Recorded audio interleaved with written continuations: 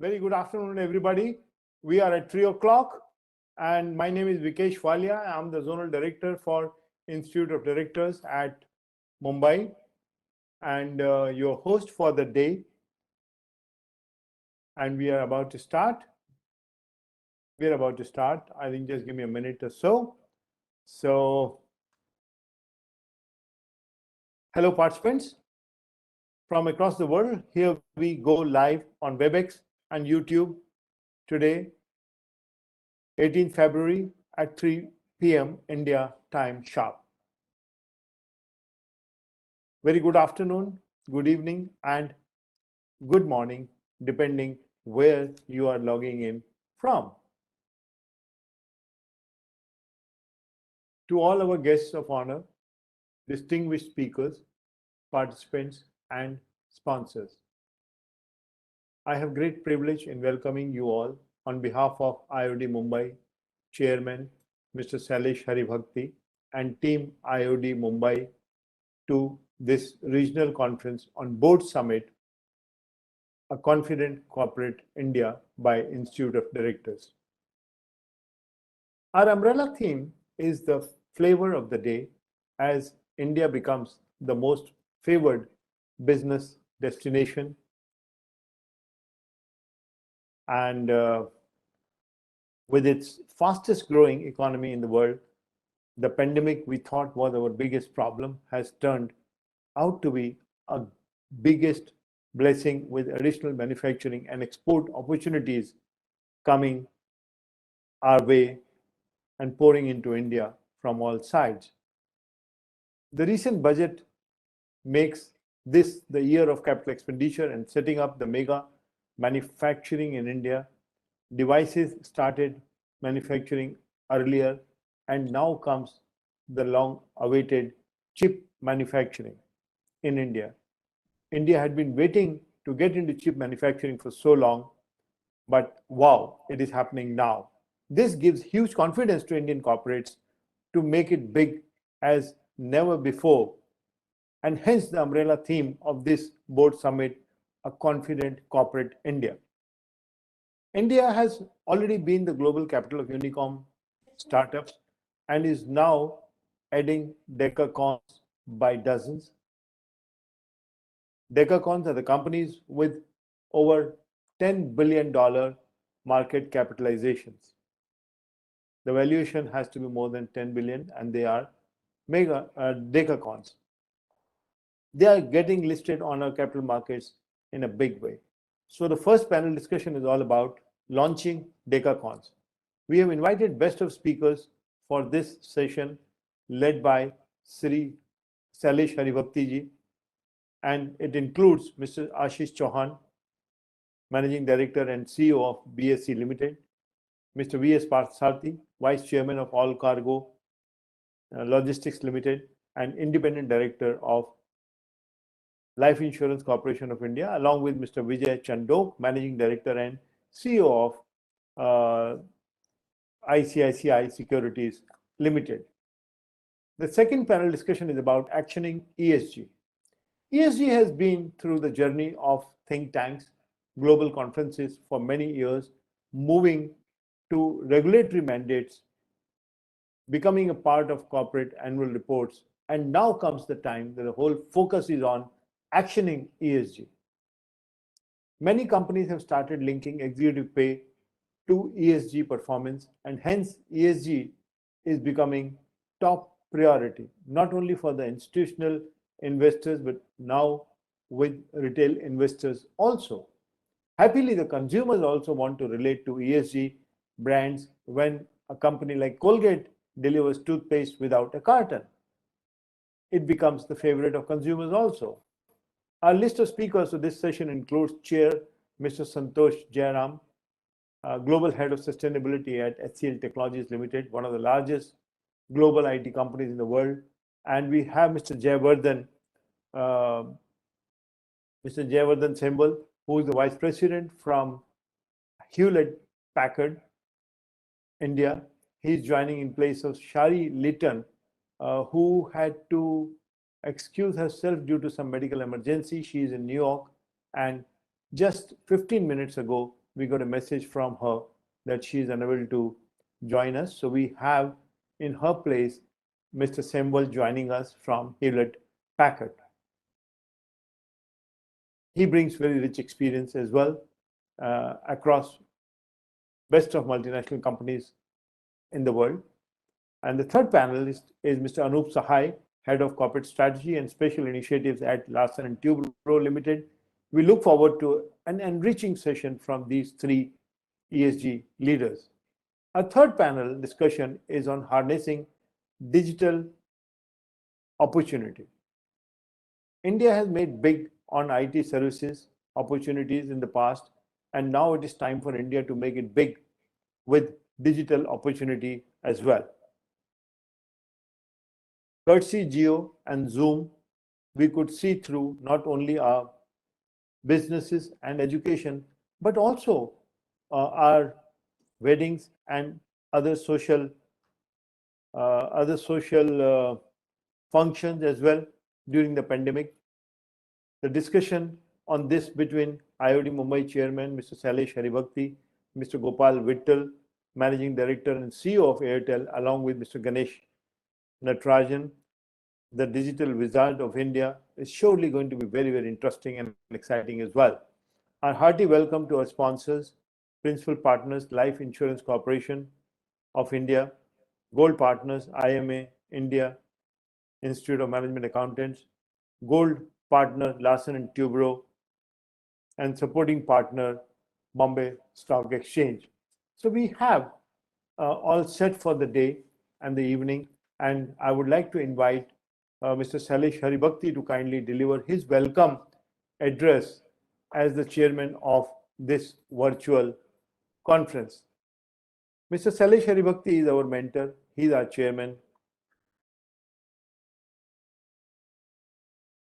He's our mentor, and he's also a chairman for IOD Mumbai, and brings rich experience of many decades from various prestigious boards like ACC Limited, Ambuja Cements Limited, Blue Star Limited, and Times of India Group, and many more such boards where he serves as chairman and is also an independent director on many of these boards. He is not only a well-known gold medalist, chartered accountant, but also an author, an evangelist on digital technologies, and also on ESG. Mr. Sailesh Haribhakti is now also an investor and mentor for startups, apart from being a very sought after speaker on national and international business forums. He regularly contributes to government policy think tanks and through various SEBI, CII, and FICCI committees. Mr. Sailesh Haribhakti's contributions have been immense in matters of board, and corporate India looks up to him. He has contributed to more than 100 boards directly and indirectly, and he has been connected with corporate governance, board training, and such matters. There is some joining issue with Mr. Sailesh Haribhakti. I think he has now joined us. Perfect timing, Mr. Haribhakti. We'll request you to kindly give us your welcome address. We all keenly look forward to it, sir. Please. Thank you, Vikeshji. General Ahluwalia, what a delight to always see you. And you're such an inspiration to everybody. I'm very happy to welcome a large and very enthusiastic audience to this wonderful webinar. Let me begin by saying that all of us must together dream of this absolutely extraordinary set of circumstances that we find ourselves in today and be truly a confident corporate India. Now, what makes me bold to recommend a title of this kind is what I have seen has happened over the last 2 years. The pandemic could have completely stalled us, could have made all actions of corporate India so difficult to overcome. But instead, it gave corporate India the energy and the confidence to innovate and innovate so dramatically on three big parameters, which I now can draw a line through. They focused on cash as a result of resilience and adaptability that were built up. The focus was not on profits as much as it was on cash flow.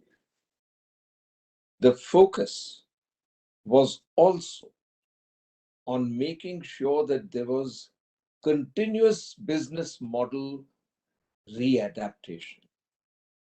So people changed the whole idea.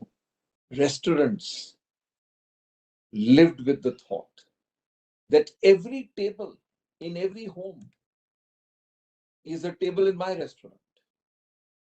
And they moved their entire business model around to make sure that the experience in a restaurant could be enjoyed on the personal dining table of each and every one of our families. And that's how many of the restaurants have come out flying through this very big crisis, which had completely stalled them. People who had a complete stoppage of their supply chains decided to take advance orders with the confidence that within a period of 3 to 6 months, they would be able to come back. And a spice company out of India actually had a growth of 35% because they adopted this confident approach to completely disrupting their own model. And there are many such examples that I can keep narrating. But most importantly, it came home to corporate India that we need to practice sustainability in all its elements, become stewards of the environment. A lot of rethinking happened.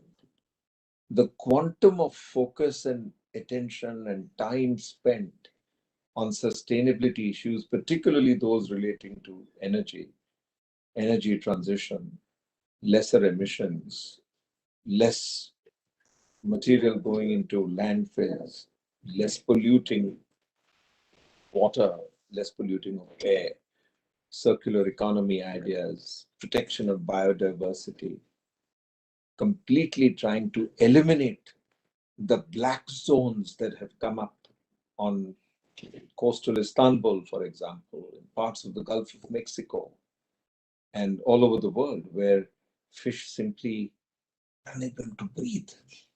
Just as many people find a similar experience in some of the most polluted towns, even in our own country.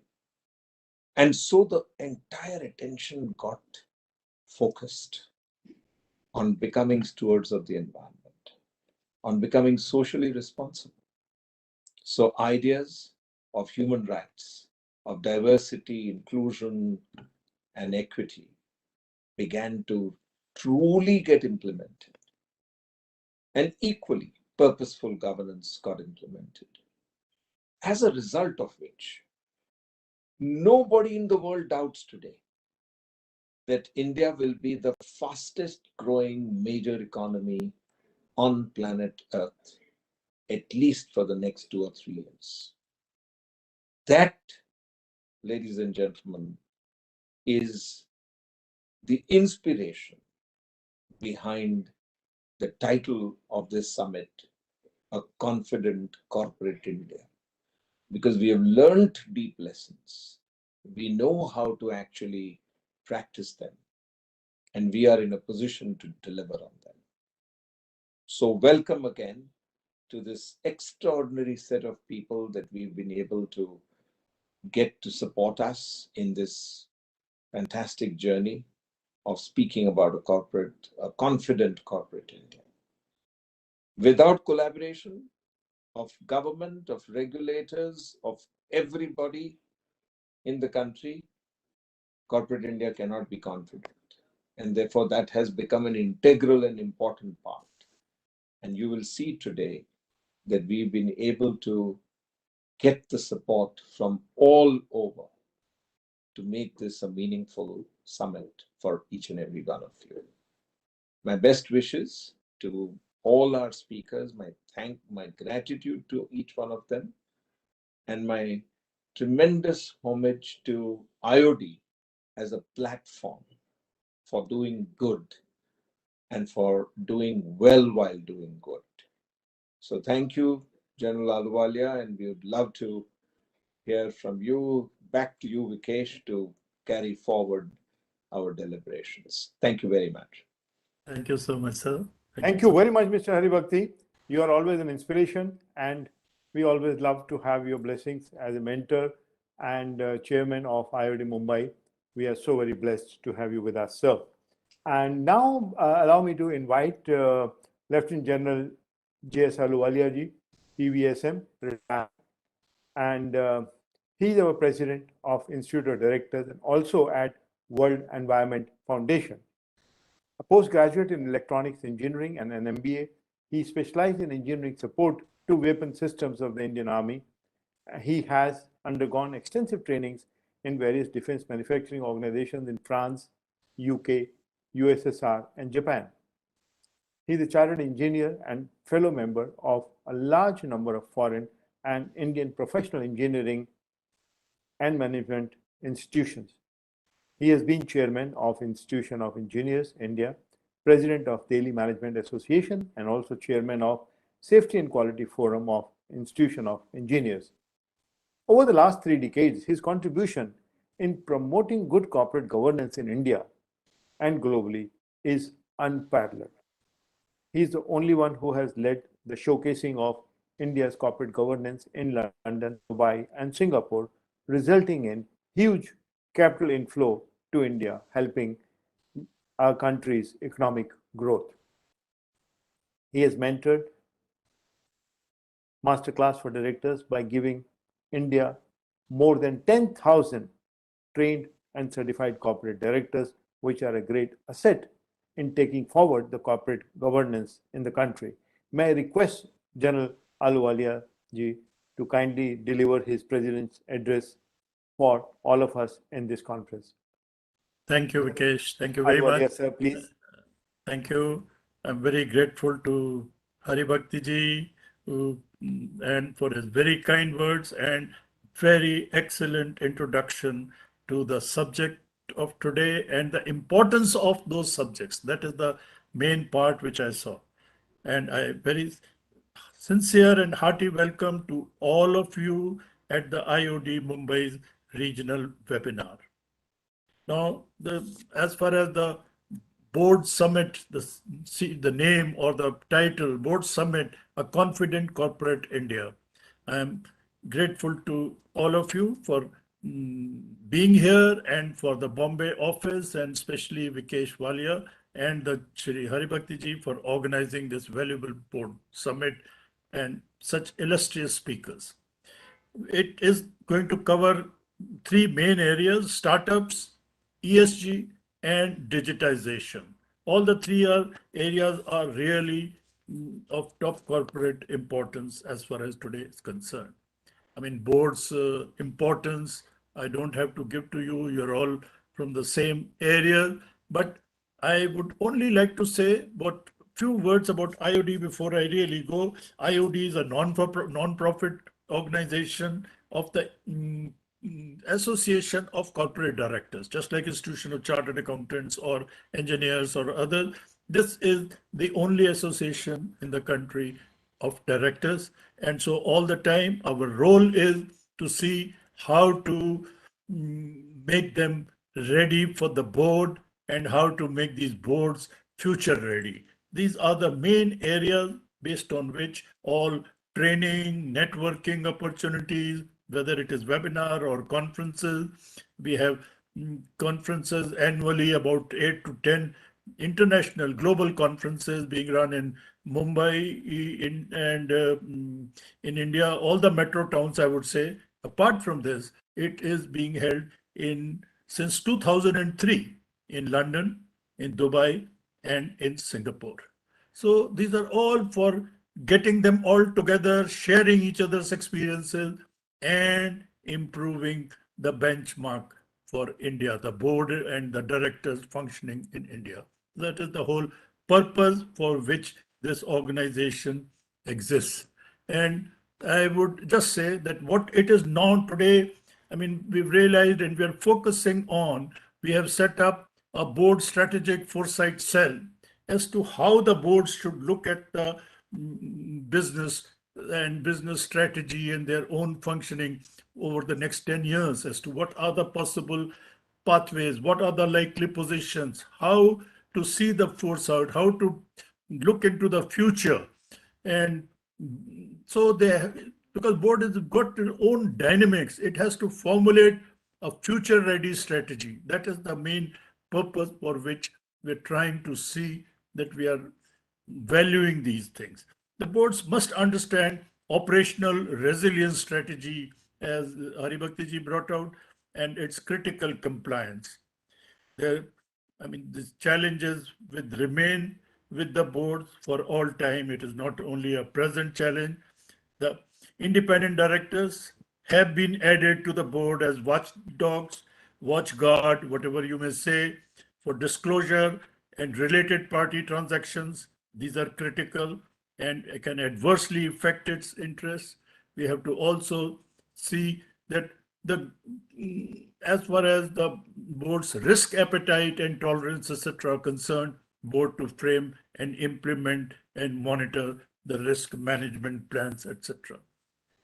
The ESG, I would just like to mention once again that on 23rd of this month, February, the headquarter IOD is also organizing a global ESG meet, which will be more or less the whole day's session. And it is available, and you're all most welcome to attend it, in which we will have a few speakers from South Africa, from USA, from UK, a few of them from UK, not one, and a number of other international experts on ESG. It will focus only on the ESG. You see, the sharpening climate crisis as well as COVID-19 pandemic, they have helped to make ESG a top concern today. ESG has become a gateway for the new frontiers of change. And recently I heard Unilever announcing that the brands leading its sustainability agenda accounted for half their business growth last year. Now that's exactly telling you what is going on. Look at LIC. It even delayed its IPO so that it makes its ESG footprint larger and to be able to attract more investors from abroad, apart from other investors here, whether of the millennium type or the women who are more inclined to in these areas right from the beginning. Even IIM Ahmedabad has set up an ESG Center for Research and Innovation for in-depth research on the ESG norms. So the ESG agenda continues to evolve as a strategic business imperative. The ESG strategic reviews, they embrace, of course, the normal circular economy practices, throwing up new business opportunities across segments like energy optimization, waste management, electric mobility, and sharing of economy. Stewardship in the 21st century is centered around a value-driven purpose and linked to responsible capitalism. The advantage of ESG compliance by a company are top-line growth, higher profit margins, less legal and regulatory interventions, and investment and asset optimization through inflow of ESG funds. The environment sustainability, I mean, when you take the first part of E, shifts from wasteful extraction to sustainable, regenerative, equitable system, optimal natural resource and energy consumption, and a responsible waste and pollution management, leaving minimal environmental footprints. The social dimensions are linking and tying the company with the local community, concern for the employees and working conditions, and diversity, inclusion, and long-term well-being of stakeholders. When you come of governance, the scope of improvement is huge. We're all seeing the ease of doing business being implemented by the government, and we see what changes are really taking place. Ensuring transparency, stakeholder well-being, and through systems, processes, and audit controls. One more important thing in this area is spending on R&D, research and development, needs special attention from us in India, which is today only 0.6 to 0.7% of GDP over the last 2 years, compared to USA's 2.8% and China's 2.1%. The board's role is to pay more attention in addressing various environmental, social, and economic challenges, to adopt sound ESG practices, and a future-ready board will require multiple stakeholder, customer-centric, dynamic ESG strategy adaptation, right mix of skills, gender, age, ethnic diversity to guide ESG strategies and programs, develop ESG foresight and accountability, create a specific ESG committee to oversee the ESG matters in your company, and develop a climate resilience, eco-innovation, and various other such matters which will go on. The investment, as far as ESG funds are concerned, the ESG funds invest in mutual funds following the ESG criteria, and ESG funds look for compliant companies. So naturally, they will come only where ESG is in practice. ESG investments offer tax benefits to the investors, and globally, ESG assets are likely to hit, that is globally, 53 trillion by 2025. A third of global assets under management, that is. Women hold more than 5 trillion investable assets and are certainly going to play a key role in the years to come. So a greater focus on ESG is going to yield higher resource use efficiency, and ESG choices are becoming the investment drivers. So we have to be looking for this. Only thing is that ESG standards were not there, and that became a little, this lack of consensus on ESG criteria.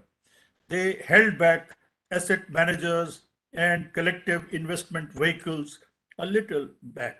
This is what is likely to get okay, as IFRS has set up an international standards committee, which is going to give its final recommendations by the end of 2020 to 22. And so we should be able to have a proper standard with which ESG sustainability reporting, which will focus on standard ESG reporting issues, that really would be the need of the hour.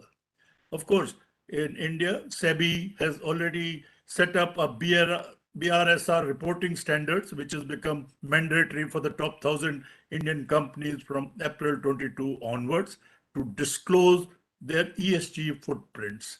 Now, it is fine, but these international sustainability standards, once they come up, probably this will also have to be changed, and we would prefer something in which corporates don't have to make too many reports, but integrated standard reporting system, which globally they have been trying, and we have been also following, top companies are following it, this likely to move up.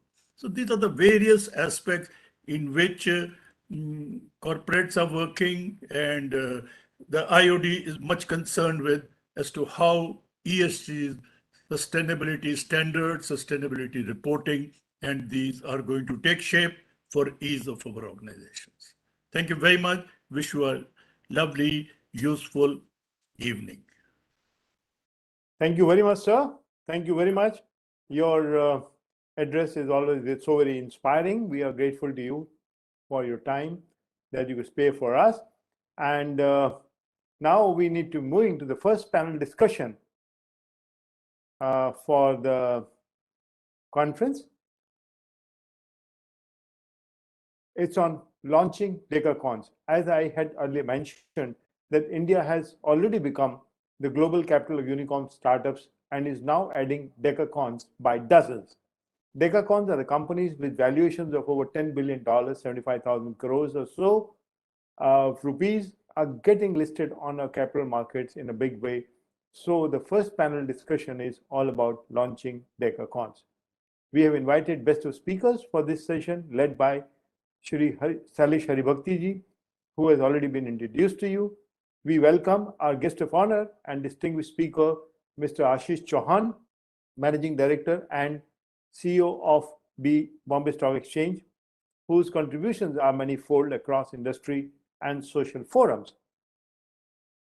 I keep wondering if, like he has special platform for MSME on BSc, would he also give a special platform for unicorns and decacons? I think Mr. Chauhan should consider this because the way this growth is coming. High-speed trades, efficient and flawless running of Bombay Stock Exchange is indeed pride of India's capital markets globally under his leadership. Mr. Chauhan is a sports enthusiast, stays young and fit, also due to his closer interaction with the next gen via the startups he mentors at Bombay Stock Exchange and other forums, and his mentoring of various university students in his capacity as Vice Chancellor and senior mentor for these universities in different parts of the country. Welcome, Mr. Ashish Chauhan. We welcome our guest of honor. We welcome our guest of honor and distinguished speaker, Mr. V.S. Parthasarthi, a chartered accountant and a Harvard alumni. He is the vice chairman of All Cargo Logistics Limited, also independent director on many boards, including the new star of the Indian corporates, Life Insurance Corporation of India. Partha, as popularly known to his dear ones, contributes to various social forums, supports women empowerment, education, and employment initiatives. He is highly awarded and recognized by various industry forums. We welcome our guest of honor, Mr. Parthasarthi. We now welcome our guest of honor and distinguished speaker, Mr. Vijay Chandok. Mr. Vijay Chandok is the Managing Director and CEO of ICICI Securities Limited. Mr. Chandok has nearly 3 decades of hugely success stories to his credit at ICICI Group. He has been behind the success of many IPOs, including a recent well-known decacon called Nika. He contributes hugely through various industry forums like FICCI, CII, and SEBI committees, and has many recognitions to his credit from industry forums and his alma mater, Narsimhanji Institute of Management Studies. Over to Mr. Hari Bhakti and the 3 decacons of the day here. Sir. Thank you, Vikesh Bhai, for these excellent introductions. Very warm welcome to all 3 of you, my friends, Vijay, Ashish, Partha. It's such a delight to be on a panel with the 3 of you.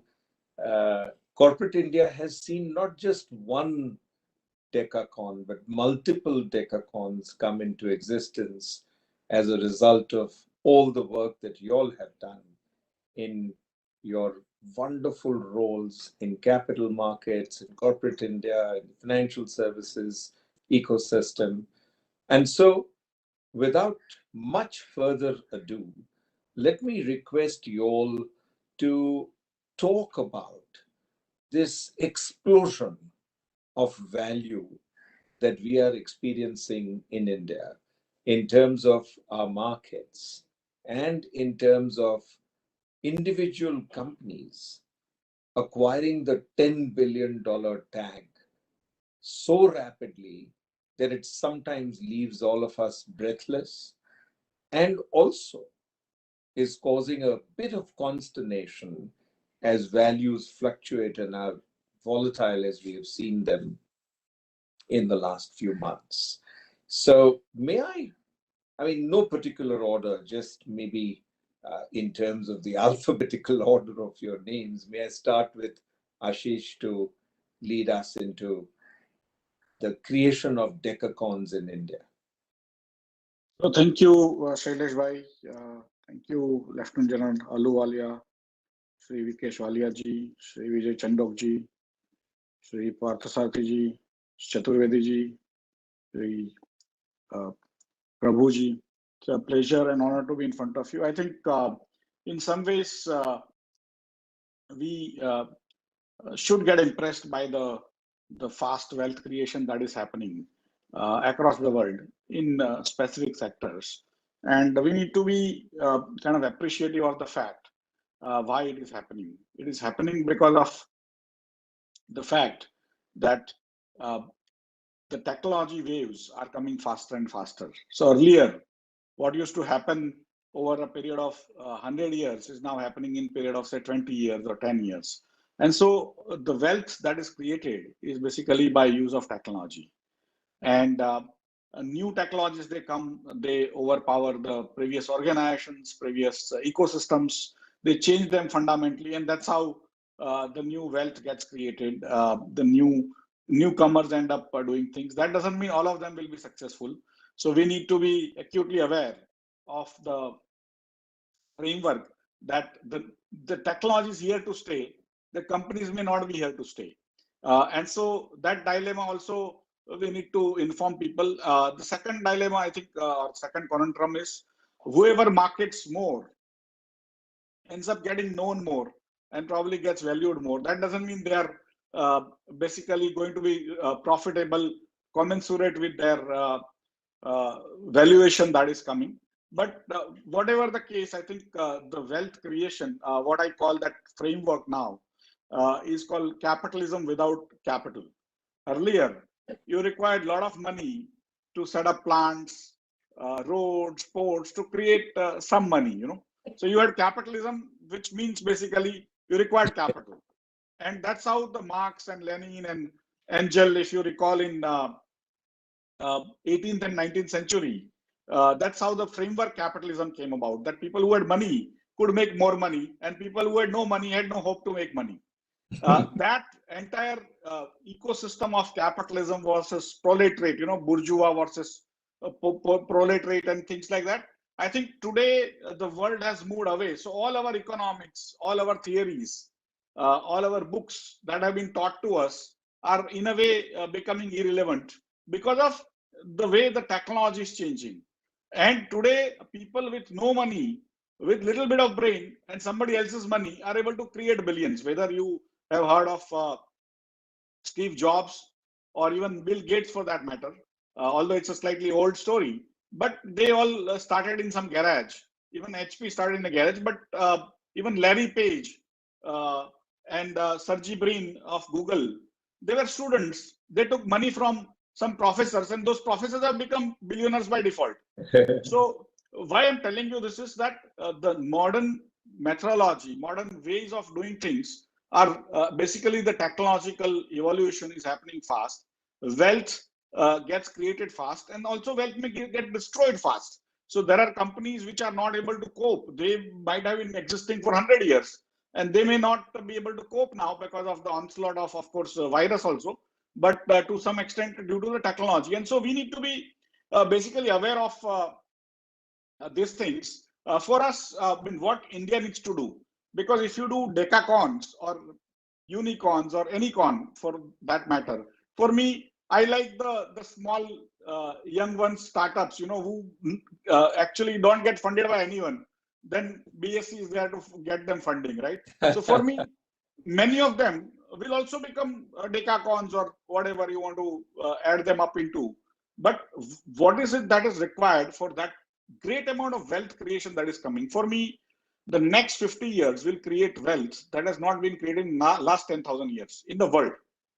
That much of, because if you look at the Industrial Revolution created wealth in that 300, 400 years that was not created in 10,000 years before that.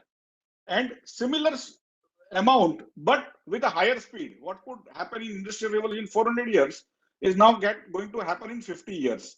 And that is where basically what is it that the wealth creation in a society like ours going to happen? One thing is we have young population, technology orientation. We are the only large country with young population who are technology minded. China has become old. Japan is already old. Europe is old. America is old. Effectively, we are the only large country which is forward-looking, young population, technology orientation. We will create, in my opinion, 25% wealth that is going to be created with 18% of world population. In Industrial Revolution, we were not even participating. We were not even spectators. We were slaves, right? And here, we are starting with everyone else. And our population, by quirk of fate, is now ready to take on that challenge. And that's why that money, that wealth is going to be hugely created. Today, our total wealth is around $10 trillion as a country. If you take all buckets and bowls and jewelry and stock market and everything, it is totally $10 trillion. Out of which $3.5 trillion, $3.6 trillion is represented in BSE. More than 35%, 1 out of every 3 rupees is now what I call a matter of trust between different partners distributed across the world. They are investing into that promoter's theory, promoter story, that company story, saying that company will go up. And when the profit comes, I will get my share and the money will not be wasted. There's that much of confidence that 1 out of every 3 rupees Indians hold dearly as part of their wealth is coming out of the matter of trust. How do we become from $3.5 trillion today to $35 trillion over next 25, 30, 50 years?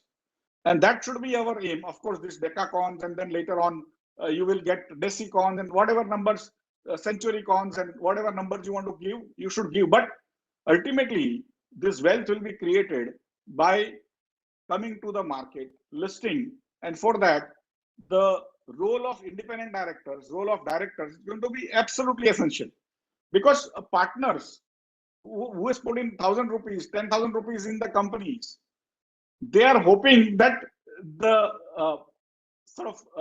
the board of directors, which is guiding the management, is going to take care of their interest. And when wealth gets created, they will also be able to share equally into that. Right? I think that is the mantra with which all our board members, and I think Institute of Directors is doing a yeoman's job in training the directors, giving them standards, telling them what to do when life will continue to go on without too many standards. But when in trouble, what to look for is what basically everyone needs to worry about. Disclosure standards. Disclosure is very important in the public market to maintain trust. Finally, what are we manufacturing as a market, as BSE or as a SEBI or Government of India or Ministry of Finance, and all of us as directors, everything what we do is basically what we call is manufacturing of trust. Trust is a very subtle thing, very difficult to build, very easy to destroy, right? And for me, that is why, and we are all, you, me, everyone, all aspiring directors, all company managements, we are all drinking out of that pond of trust. If you poison it a little bit, you are going to kill the entire village, you know. And for me, that is why you must focus on ensuring that IOD specifically focuses on good governance. Of course, the ESG and other things will continue. It must continue. All the new expectations from all corporates are always going to be there. But effectively, that trust of the society in which we operate is what we must continue to build on. And each time the expectations are different. Many times, I mean, you have been there for now 50 years doing this sort of business of trust as auditors, as a chartered accountant, and you know 20 years back, it was difficult to get even annual reports. Today, quarterly reports you don't get, you are getting suspended, right? And for me, each each era will expect more and more and different types of compliances, strategies, and the board has to be ready to move with that. And I think IOD is doing a good job of keeping people aware of what are the opportunities in front of them, but what also challenges, what are expectations of people from all of us. And I think for me, from BSE, which has been there for 147 years, which has basically acted as a catalyst for creating that $3.6 trillion of wealth. As a CEO of that, my request to everyone is don't look at short term. When in doubt, disclose. Anytime you have any type of worries, please disclose to the public, stakeholders, governments, anything, so that later on, nobody can tell that we were less in corporate governance or compliance. For me, when societies become more wealthy, why wealth comes is because of trust. Absolutely, Ashish. That's a fantastic core message that you are giving to this wonderful summit. And so many messages you have given are long-term in nature. The idea of trust, the idea of disclosure, the idea of being stewards of other people's capital and protecting the minority, making sure that we continue along this path in an honest, sincere way for years and years. And thank you for letting us know that the market capitalization of our bosses has reached 3.6 trillion, which is a phenomenal size by any standards. And also the fact that you brought us interesting statistics about the breakup of wealth in our nation. What a fantastic keynote, Ashish. Thank you so much. We will have a lot of question answers a little later, but let me bring Partha into this debate because Partha has created multi-billion-dollar enterprises in his life, and he's again on the cusp of creating or being part of the journey of another decacorn which is about to emerge in our country. So Partha, you have been in extremely key and important positions all your life, and we would love to have your keynote on how we can continue along this path and give the messages to boards on what they should be looking for. Over to you, Partha. You're on mute, Partha. You're on mute. Do you have the sharing, Mr. Parthasarathy? Yes, Yeah, now I have the sharing as well. Thank you. Now it's You got the screen sharing. Okay, good. Yeah. Thank you. Shailesh, thank you very much. And you did talk about me talking about many things that Ashish has talked about. And after coming and speaking after Ashish, it's like sheesh nahi rahega. So all that which has to be said has already been said by Ashish. So speech is silence. I mean, maybe I should keep silent, but therefore I would venture not in his direction, but just a slightly digression. Shailesh, if you agree, I'll talk more about the digital side of things, yeah, and then bring that thing. But before that, some comments. What I see is climate change and e-commerce will force every business to change business model. Financial world has seen it, automotive industry has seen it, but there is no industry which will not see this change. So it's going to happen. So I call it a CE. CE is here to stay. So what we need to add is the I in order to survive, which is innovation. So in innovation, because of innovation, we can overcome the challenges posed by climate change and experiential commerce. Yeah, e-commerce we have to change through experiential commerce, and climate change we have to imbibe. And when we do ICE, the companies which go through this path will become nice, because it will be the new normal where innovation will imbibe climate change and e-commerce as experiential commerce. Okay, so we want nice decacons to emerge in the future. Okay, not just decacons, I hope I'm clear still. Absolutely. Okay. We can hear you well. Sorry, I just for a moment thought I was losing you and I was not knowing which part of it is not working.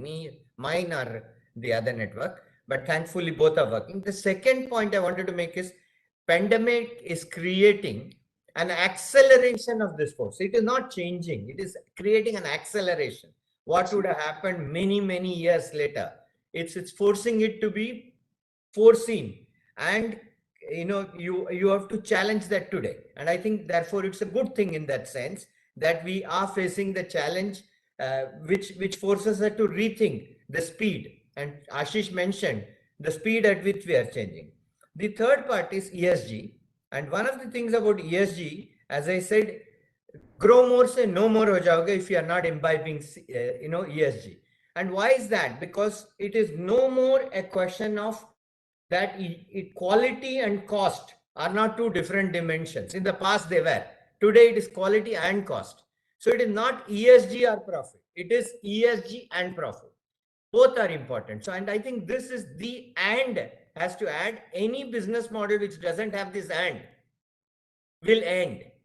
Anything which has this word and will become the nice industries of future.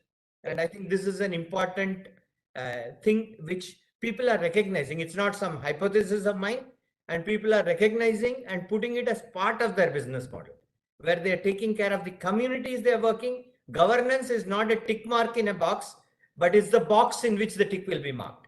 So fantastic alliteration. Okay. The other thing, last thing which I say before I just do on the IT side is our part of our problem is we talk about 3 Ps. And I think especially I would urge IOD and others to stop talking 3 Ps. Because when we put profit along with planet and people, we make the mistake of forgetting what is the means and what is the end. So I would urge a new concept called 2P plus 2P, where the end objective is only people and profit. So 2P, and the way to get the profit, get that end objective is 2P, process of profit and process of governance. When you get the process of profit and governance right, you will meet the objectives of both the people and the planet. And that's the and that we need to bring in. Okay. So now let me go and share a thing, because sometimes what happens is we are not in a position to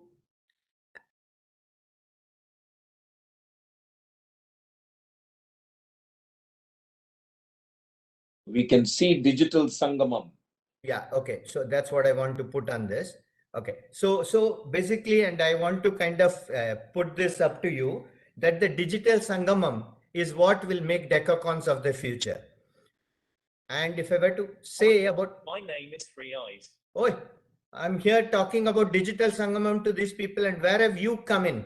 I hope, hi, Sailesh, you can hear these 3 eyes? Yes, I can hear. Okay, so what are you, man? Why did you jump in? There are 3 possible answers, sir. I am version 3.0 of the M-Drishti program you started. I try to provide 3 possible interpretations of all available data. I provide a little drishti about the state of your business. The third creative eye, the one with foresight.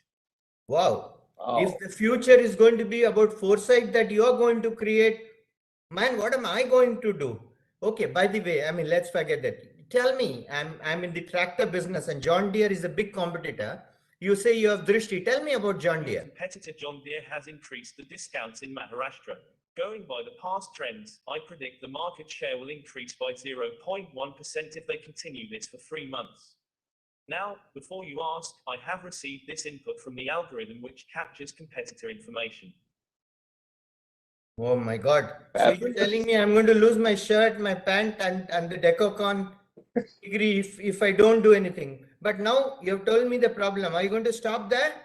Sir, I would prescribe the following. Increase the dealer sales incentive by 10% in Maharashtra. Focus more on dealers around Satara. That's where you will find maximum impact. Increase your salesmen in Nagpur. I am sending you a coverage analysis highlighting regions where they need to be deployed. Conduct BTL activities in regions around Nashik. Wow. Okay, so that is the future, ladies and gentlemen. And I will now stop sharing because I just wanted to give you a glimpse of what the future will look like with digital coming into our lives.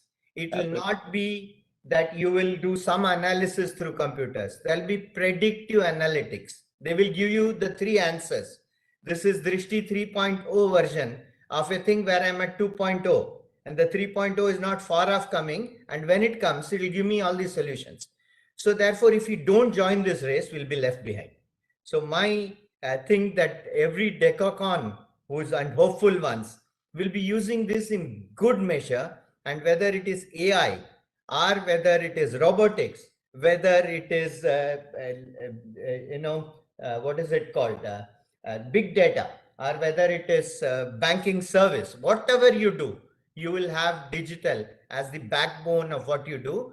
And let me reconfirm and reiterate what Ashish said.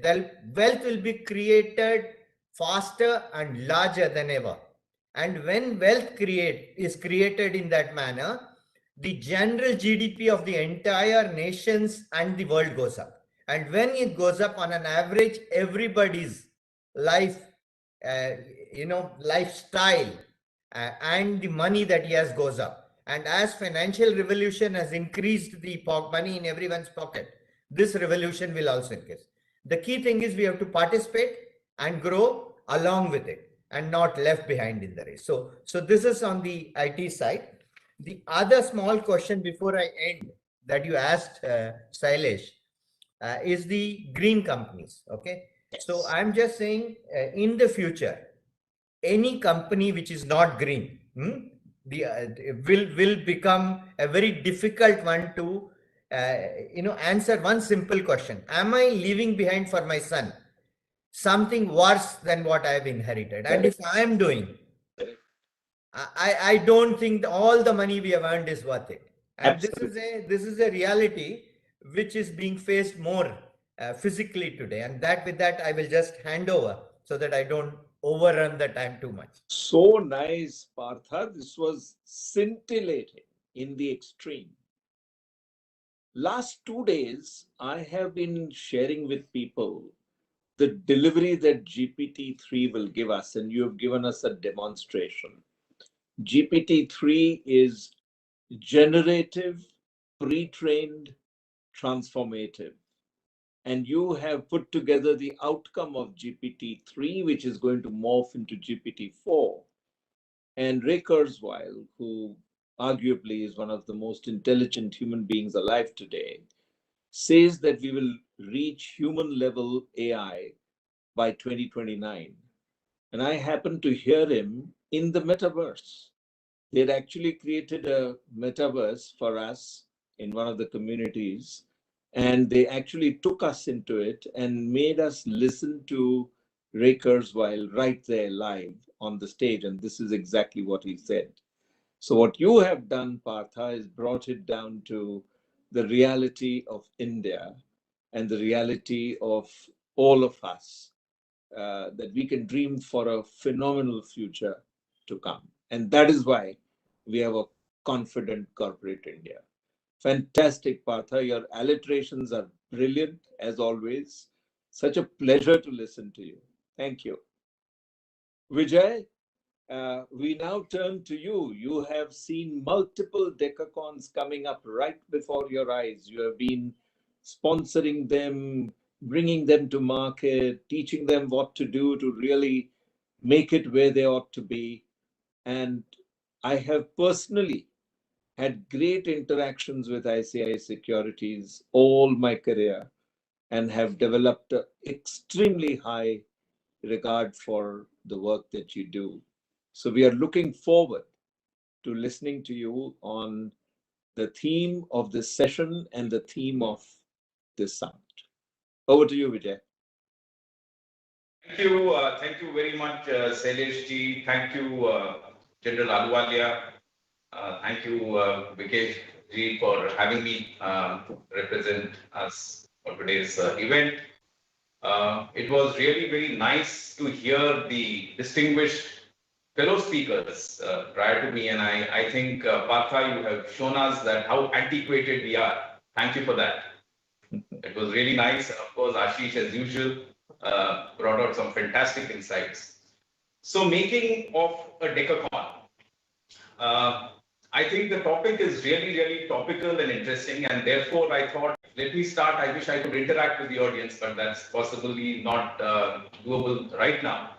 The question that I wanted to ask is that this word, even before we go to decacorn, unicorn, got drafted into the Indian financial lexicon, or I would say the global financial lexicon. When did that happen? And who did it? And when did it get done? Well, the answer is that it was drafted very recently. It was actually drafted in 2013, and it got drafted in US.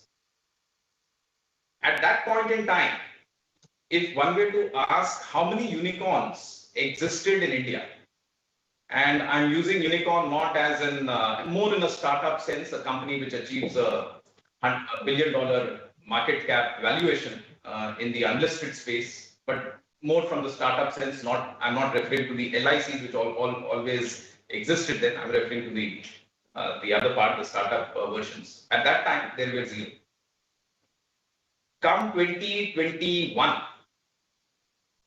the total number of unicorns in India actually swelled just in the year 2021 by 42 new unicorns getting added.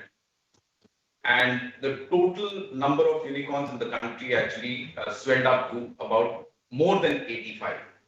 So half the unicorns just got added just last year, the fiscal year that ended. Wow. 2021. And if you were to just take a head count of these 85 companies and look at what their potential market capitalization is, that number comes to a staggering close to $300 billion in terms of potential market cap. Sitting inside that. And these companies have so far raised a cumulative capital of close to $75 billion. So the numbers are really staggering. And these are unicorns. Now, while all these unicorns are getting sort of created in the economy, another word started getting coined, and that's the word of the topic today, decacorn. As the word sort of implies, it means any company which is unlisted, achieving a $10 billion, 10 times a unicorn state sort of a market cap. So if I were to ask the question, how many decacorns are there? Let me start by asking this question, how many decacorns are there in the world? Well, as we speak today, give or take, the number is about 46. So there are only 46 decacorns in the world today. Again, I'm referring to the unlisted startup, sort of arena, not old existing players. 5 of these are there in India. So a lot of action has been happening. And if you were to ask the question as to what really has led to this explosion and growth of value creation, that we have seen in the recent past, there are a few reasons, and I'll quickly go through those reasons to my mind. And this is, from what I would say an investment banker's perspective. I think the first reason that clearly we've seen creation of value is the entire Indian economic ecosystem itself has been very, very facilitated.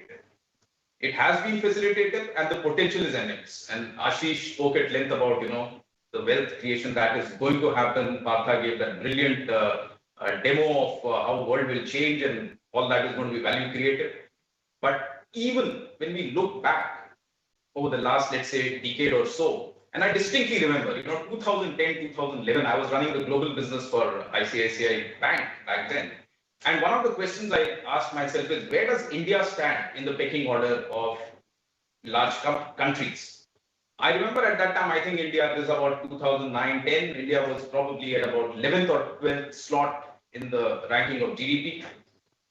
And before you realize, and we always, we tend to be hard on ourselves when we assess, saying that how have we really done well, and so on and so forth.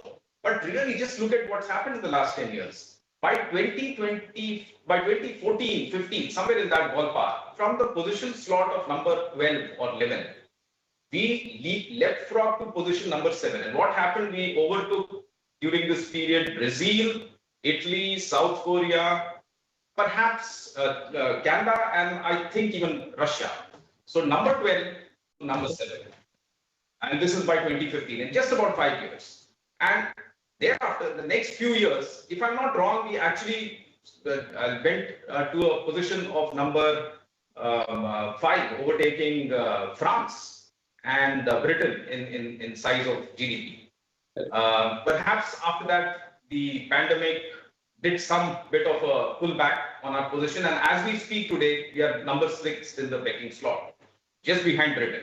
There's a very, very sliver of difference between us and Britain. The point that this seems to indicate is that we have done so much of this value creation that I spoke about happened because we did relatively much better than the rest of the large economies. I think that's the point I'm trying to make. And as we look forward, I think there are a number of drivers for growth to continue. And that is why the anticipation of this growth is leading to this excitement and value creation that we are beginning to see. So I think reason number 1, I would attribute it to our economy. And today, as we look at the economy itself, we are seeing lots of interesting growth drivers. One of the principal ones being that young Indian population, the demographic profile, I think Ashish also indicated. The second point I felt really I can see, which is really driving this value creation, is the digital revolution. In the last few years, we've seen low-cost digital devices, easily accessible to lots and lots of people. In many ways, democratized access to mobile handsets. Second, low-cost data. Third, the entire digital stack that got created, the Aadhaar, the payment mechanisms, the regulations that are supporting them. Now, what has this done? This has democratized access. One of the biggest sort of hurdles to growth for entrepreneurs, apart from, of course, capital that Ashish spoke about, was also the ability and the simply sheer time required to create access to reach customers. I think this got completely redefined with this kind of a developmental change. The third is the shift in human behavior. I think we've seen that during pandemic, how human beings purchasing behavior, interacting behavior, getting influenced behavior, friend-making behavior has actually really transformed. It's, in a nutshell, becoming more online, more digital, more amenable to all the stuff that's really happened as an account of digital revolution. So the third is the shift in human behavior, and I believe that this shift is here to stay, perhaps increase only in the same direction going forward. The fourth is clearly the growth of, because of this human behavior shift, the growth of commercing, the e-commercing, travel online, and these numbers are again very, very large. Just these two businesses, e-commercing and traveling, the e-tailing and commercing, is about $60 billion, and in the next 3 years, probably expected to double. So behavior shift leading to change in way commerce is happening, and therefore democratized access getting possible for more and more people to come and harness. The fourth, I would say, aspect is complete unleashing of the entrepreneurial spirit of the country. It's no longer about someone who's wealthy creating wealth. It's not just that. I'm seeing wealth creation today knows no age. I see young billionaires and millionaires. I see middle-aged millionaires and billionaires. I see slightly more senior people, perhaps even the retired people, taking the plunge. So there is no age limit. You can actually become an entrepreneur at any age today. Absolutely right. I see that you don't have to be a male or a female. I see a number of women entrepreneurs doing extremely well. So no age, no background, no education. It's your sheer entrepreneurial spirit, your passion that's taking you through. And it is possible because of all these developments that are happening. All of this has meant that large amounts of money has come into the markets. Just in the last 2 years, we've seen that the private equity money that has gone in is about $57 billion this year. Previous year it was $40 billion. So large amounts of private equity money has happened, and it is getting supported very beautifully by the public money markets. And that's very important, because then you have an exit for the private investors. For this, engine to keep going. I think this is very, very important. And capital markets, the public capital markets represented through Bombay Stock Exchange, other exchanges, has really given access for public participation into this wealth creation. And just $25 billion got raised amongst IPOs last year. It's already 22 billion in about 9 months or 10 months so far. So I'm sure with large issues planned, this money flow is going to only continue.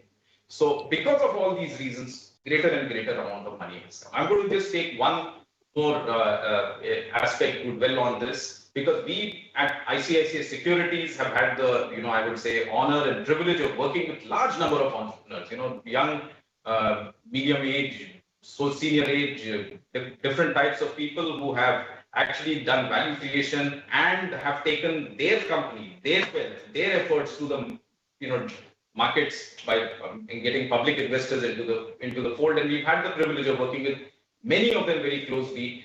So there are about 7 points I just want to leave you as what really makes a hallmark of a winning decacorn. The first very unique thread which ties up all the decaconians, if I can use that word, is that they are extremely passionate. They are extremely passionate about their cause, and they are very, very focused on customer experience. I think that is a thread that I've seen them always focus on. Whether you take the example of, use Nykaa, you take any payments company, it's so pleasurable and so easy and so convenient. Customer experience is very important for success. The second aspect that I've seen them focus on is solving a pain point of a consumer. So they have, most of these guys have not invented something dramatic. The earlier guys have invented a semiconductor, a chip, or something very dramatic.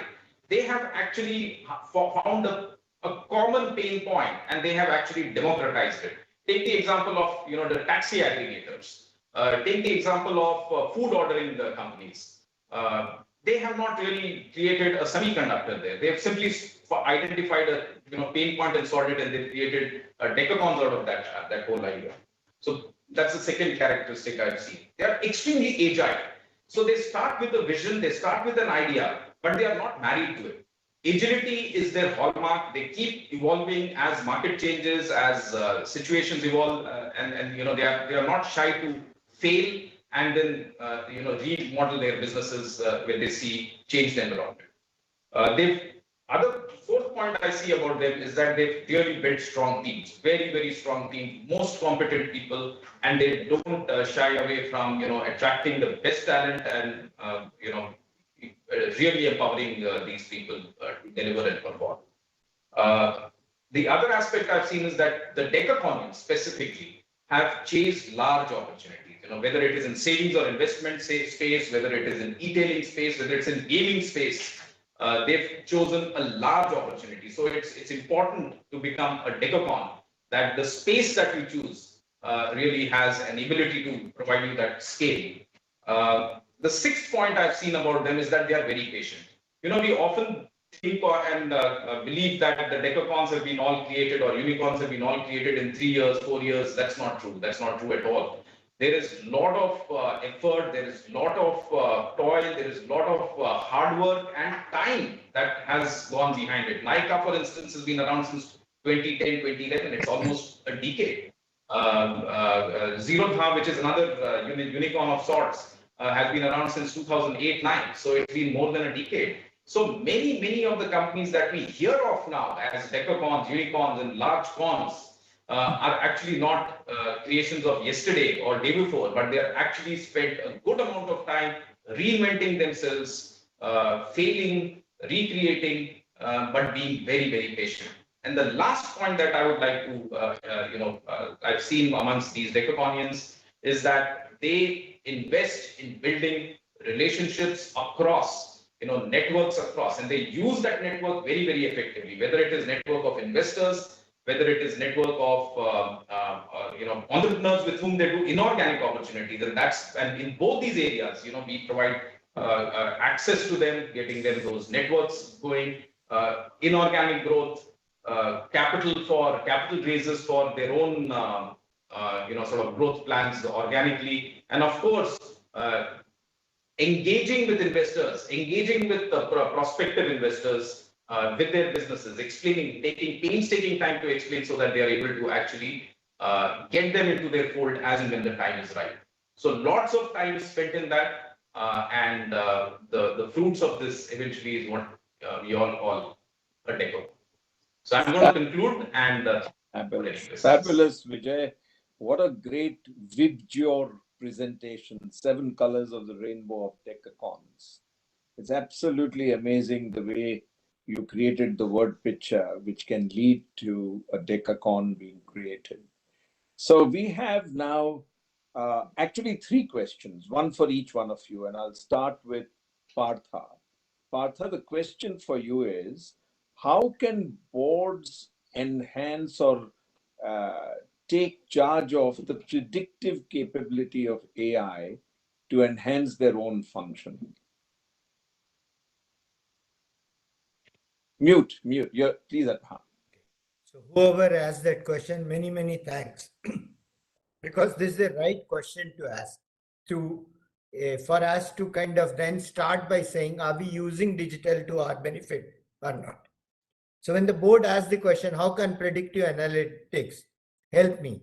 Then there'll be plethora of answers. I'll give you, like Vijay gave you Vibgor, 7 colors of success. I'll give you some flavors or some colors.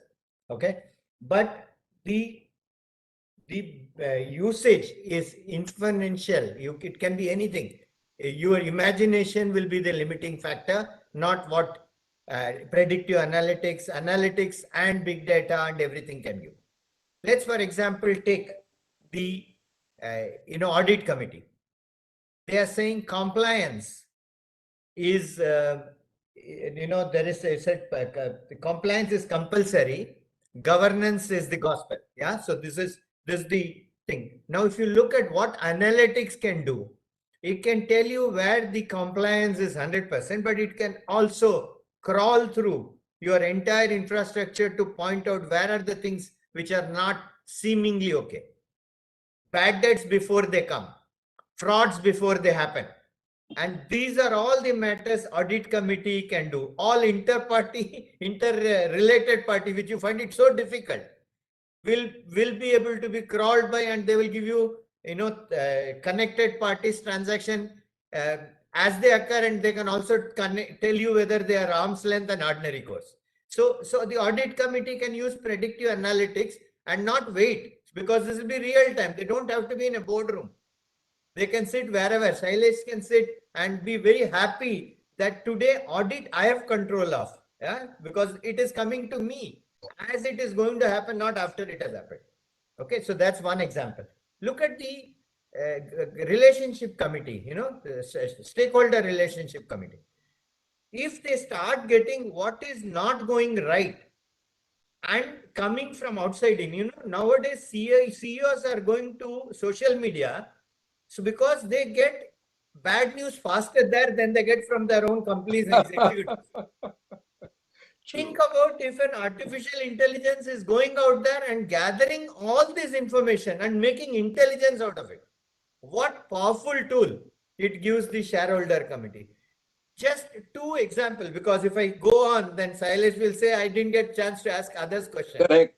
But this is the power. And wonderful, Partha. Beautifully illustrated. Your answer was, as always, very insightful. Vijay, the question to you is that do we have the right set of independent directors in India to actually do the governance that can lead to the vibgyor of decacons that you talked about? Bimal Bhatt has asked 2 questions, but this one I will target to you, and the last one I'll target to Ashish. So that's your question, Vijay, whether we have the right set of independent directors to drive this process. Yeah, I would think so. I would think certainly it's a skill, it's a capability, it's a presence which I do find very much there, the supply of such directors in India. Because see, at the end of the day, entrepreneurs look for, wisdom. They look for, they look for bringing organized, they look for someone who can bring governance, sort of overlays, who can get them, necessary networks and connections into things that are important from a business point of view, and not necessarily just from growth of business, but I think other aspects of business, including getting the right kind of skill sets into the company, including getting the right kinds of controls into the company, and things like that, which is very much the domain, I would say, of independent directors, even who are working for more mature companies who are already sort of there in some of the more other companies. So I don't see that aspect very different. What I really see a little different is perhaps the absence of too much of structures in a more settled company, in a more senior company in terms of age. The structures, control mechanisms, the experience of failure, etc., is probably seen much more. That element is sort of a little lower here. Ambition is very high because it's largely a promoter driven company, so that's another angle of difference. The level of passion that one sees from a professional setup versus a passion that he sees from an entrepreneurial led can be quite different. So those are angles and elements which are different that we find, but pretty much I think I don't see independent directors not being made available for such. Thank you, Vijay. That was a very strong vote in favor of the fact that India has the sufficient number and quality of independent directors. I'll move to the other question of Bimal Bhatt for Ashish. Ashish, what Bimal Bhai is asking is that if you look at the top 250 companies of India, maybe all that we are talking about around this table is applicable. But what about the large mass of listed companies, which overall number the largest number of listed entities in the whole world on any exchange? So how do we percolate the lessons that we are now speaking about to these listed entities? That's the question for you, Ashish. I think IOD is doing a good job. Thank you. Right. So for me, I think we have a tendency to feel that whatever India is doing is not sufficient, or the rest of the world might be doing exceedingly well compared to us because they are rich, and we get impressed by rich people. All rich people don't have to be smart, nor they have to be correct, nor wise. It is just that sometimes they have inherited the richness, right? Yeah. And sometimes they are lucky. Similarly, societies also, rich societies, also have similar issues. Many of them are becoming, in a way, dysfunctional.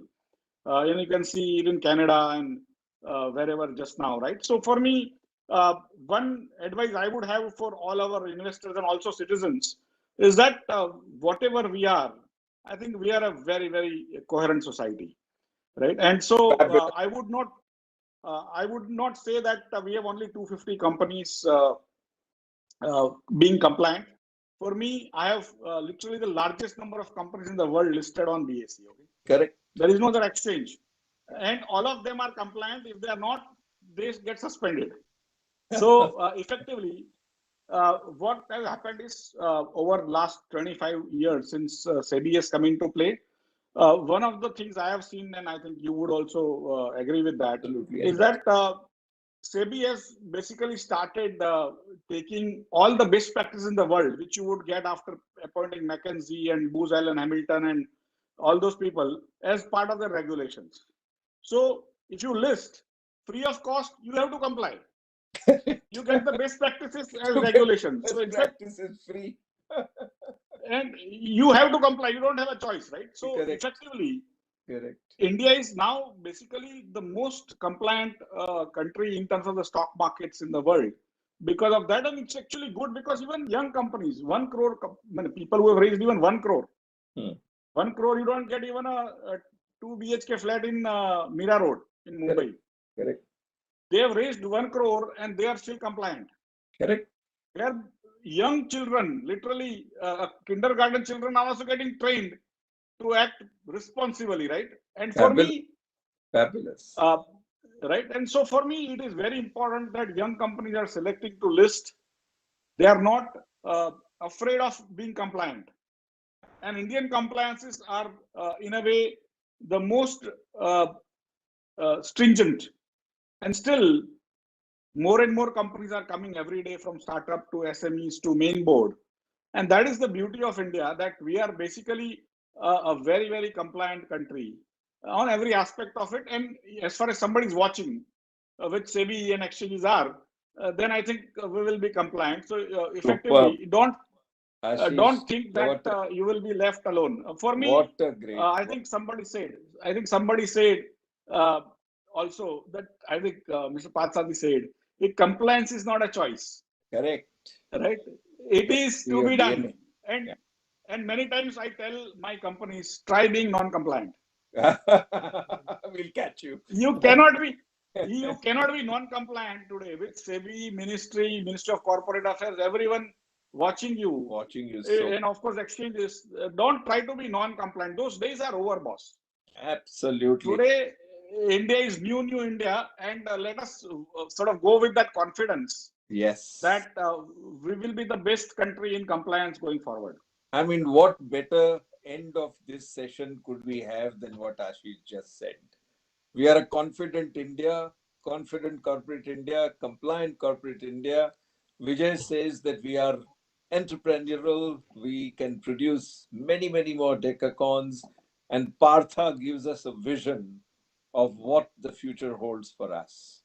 Thank you all very much. This has been one of the most spectacular sessions that I've had the privilege of being part of. And to each one of you, very deep gratitude for all your thoughts, your vision, your insights, and your advice. Thank you. Vikesh, back to you at sharp 4:30. Thank you.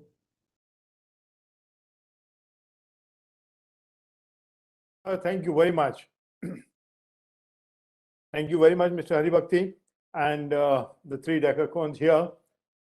Thank you, Ashish ji.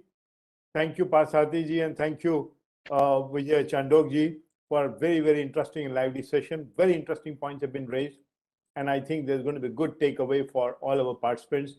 We sincerely appreciate your time and content on this topic. So we move now. Thank you so much, everyone. We now move to some videos and messages from our sponsors. We sincerely acknowledge the contribution of our sponsors for the success of this conference: Life Insurance Corporation of India, Institute of Management Accountants, and Larsen and Toubro Limited. There is another small announcement that Ms. Sherry from New York is unable to join due to some medical emergency, and instead is being joined by CMA and Global Board Member of Institute of Management Accountants. Mr. Jayavardhan Sembal will be joining us in her place in the next session. And Ravi, can you please play some video quickly for a minute or so? Excuse me, what will you do with your first salary? So I would like to present my first paycheck to my father. I'll buy a laptop for my younger brother. I will save some money, and with the rest I'll get an AC for my dad's room. I'm going to start a life insurance policy. I think it's very important for my family's security.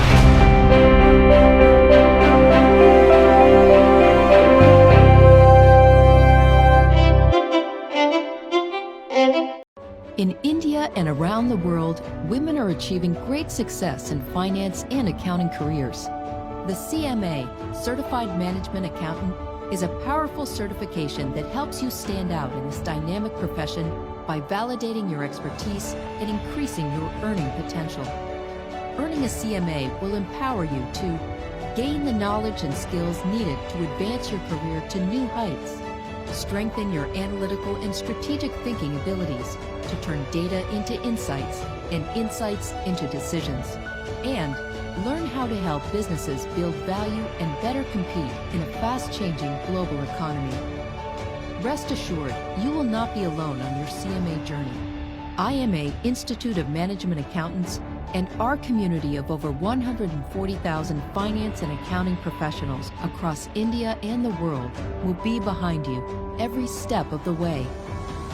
Now is the perfect time to show employers that you not only have the maturity and confidence, but also the knowledge and skills they need to drive their business to the next level. Earn the CMA and achieve your full career potential.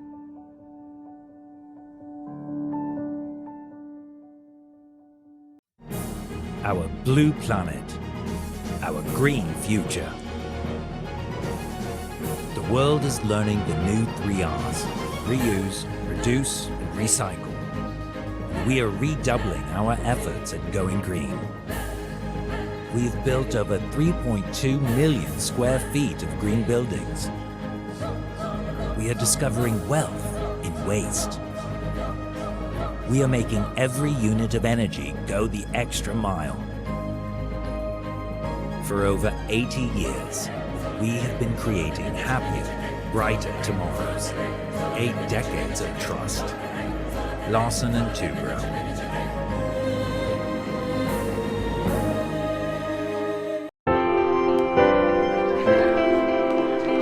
हाय, आप अपनी पहली salary कैसे खर्च करेंगे? Definitely कुछ पैसे invest करना चाहूँगा। मैं अपने छोटे भाई के लिए स्मार्टफोन खरीदूंगी। मैं अपनी पहली सैलरी अपने पापा मम्मी को देना चाहूँगा। मुझे ट्रैवलिंग का बहुत शौक है। मैं लाइफ इंश्योरेंस पॉलिसी लूँगा क्योंकि वो मेरे और मेरी फैमिली की सिक्योरिटी के लिए ज़रूरी है।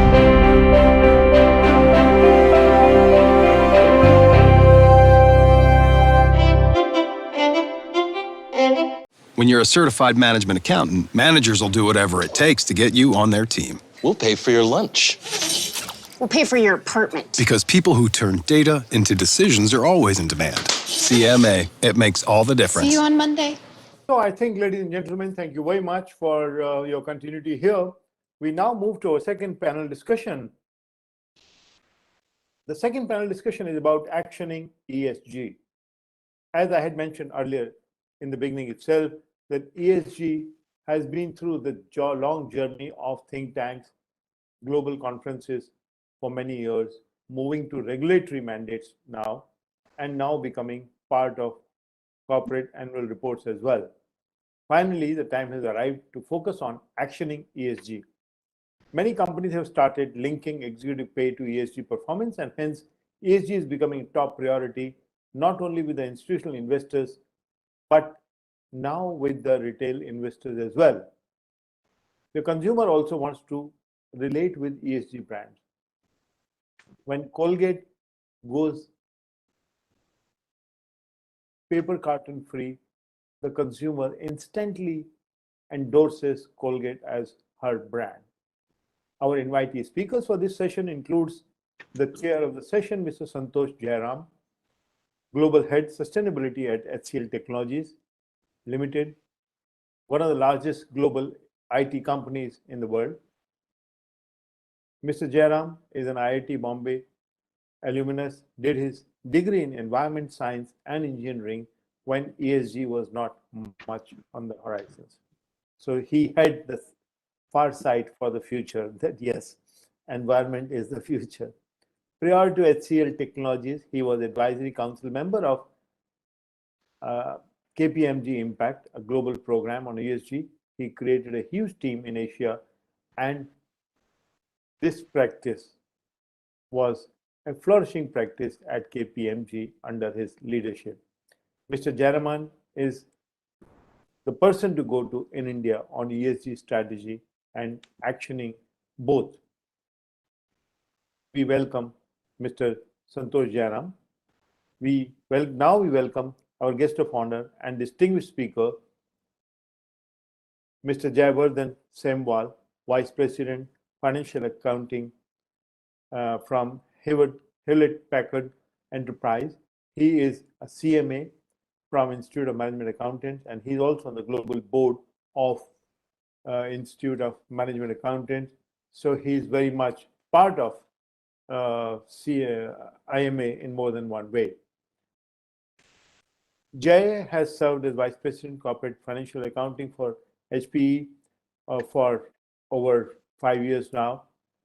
He has been with HPE for 12 years and has worked various areas of revenue management, supply chain, finance, expense management, etc. Prior to joining HPE, he worked at best of the global MNCs, including GE Capital, Prudential Financial, ICICI Bank, and Fiat SPA. He has more than 20 years experience in the areas of automotive design, corporate finance, business finance, financial markets, international banking, FP&A and R, accounting and analytics.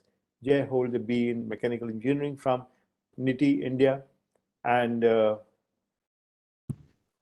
international graduate degree in automobile engineering from ISVR, Fiat, Italy, an MBA finance from Accelerate, Jamshedpur. He holds a diploma in Italian language, of course, having spent so much time in Italy, the best language to pick up.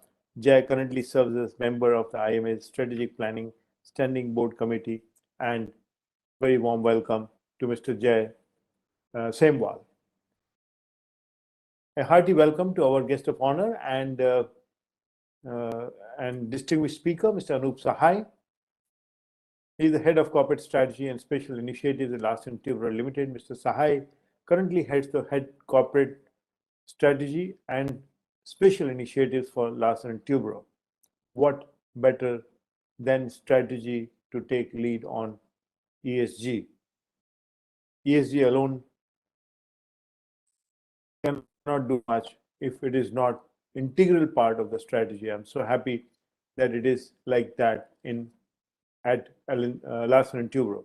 In addition, he has oversight of corporate sustainability, corporate brand management, and communication. Mr. Sahai is also guiding the development of new business in the B2B supply chain space for L&T. He has been with L&T since August 18, and before that, he was at Tata Steel for good 32 years in various roles, acquiring rich experience in corporate strategy, marketing, business planning, and sustainability. He led formation of JVs with BlueScope Steel Australia for Tisco, and also headed the integration office subsequent to acquisition of Chorus by Tata Steel. Mr. Sahai has done a graduation in economic honors from Delhi University and has done his PGDBM from IIM Ahmedabad. In 1984, he has also done EDP programs in business management from CEDP, Fontainebleau, France, and we heartily welcome Mr. Sahai, and I would request Mr. Santosh Jairam to lead the discussion on this, and we look forward to an interesting session. Santosh, please, all yours. Thank you, Yogesh. Sorry, I will, thanks to you as well as IOD for inviting me to do this session, and thanks to the other two panel members to have joined over here.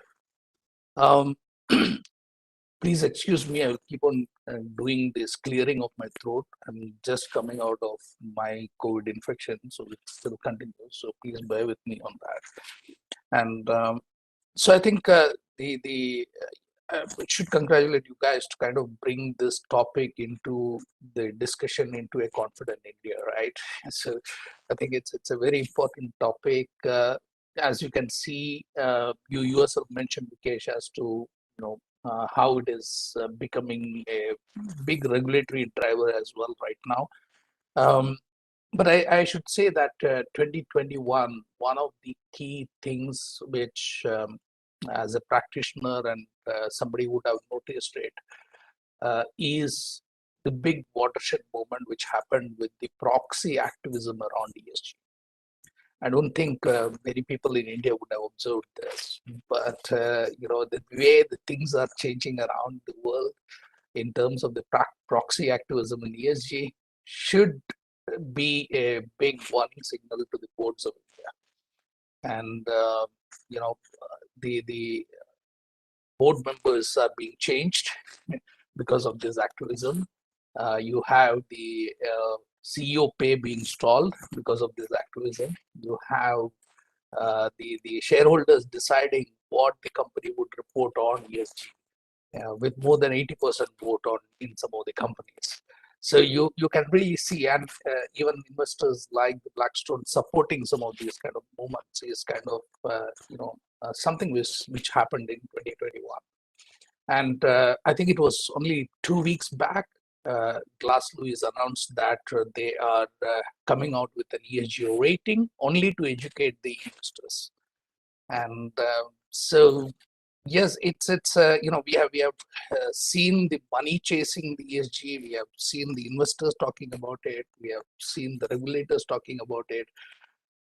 Now the proxy activism is in the big way. So I think it's something to kind of really change the landscape. And I would start with that by looking into, all said and done, it is an important thing, and it has walked into the boardroom. Now, actioning on it, how do we go about? So let me, what we will do is that each of the 3 members of the panel will take about 5 to 6 minutes to kind of put our thoughts around the actioning of the ESG, and then we can look into some of the questions which would come up either in the chat box, or maybe I can kind of moderate some of the questions from the other panel members as well. So I will go first in terms of looking into, I would say, 6 key factors to really action the ESG. I was a little, the way the earlier panel happened and the 7 rainbow colors and all those kind of things came in. So I thought I will also structure my discussion in bullet points. So 6 things I would say I would consider in actioning on ESG. The first one is a very cliche, right? I mean, tone at the top. We for many things we will say that, but tone at the top, even though it's a cliche, it is one of the key things which is important. I'll give you an example. In December 2021, I did an analysis of the Indian companies on the ESG ratings at that time available. And I should say that the average score of the IT sector, the services sector company, topped across all the other sectors. This sector is clearly the flag bearer in India when it comes to the ESG ratings. And so when you look at analyze what can be the drivers and some of those kind of things, I see a common factor, which is the legacy set by the founders. You look at all the top IT companies, you will find it's kind of similar. And I can take the example of HCL. For example, Roshni, chairperson. Many of you wouldn't know that she is the founder of the Habitat Trust, which works on the protection of critically endangered species. Many of you know about the Shivanada Foundation, which does quite a big work on the space of education and all. Of course, the HCL Foundation is the CSR arm, but I'm talking about the founders side. So the first drivers I would say is the culture, the leadership sets. And, that's kind of the very important, and that drives or that helps in kind of actioning ESG across the organization in a big manner. It's how it has been set inside a particular organization. The second one is the governance structures. It's very important that the right kind of governance structures are there in the organization. Today, if you look at many of the Indian companies have an ESG committee of the board. And so for us in HCL, we also have an ESG committee of the board.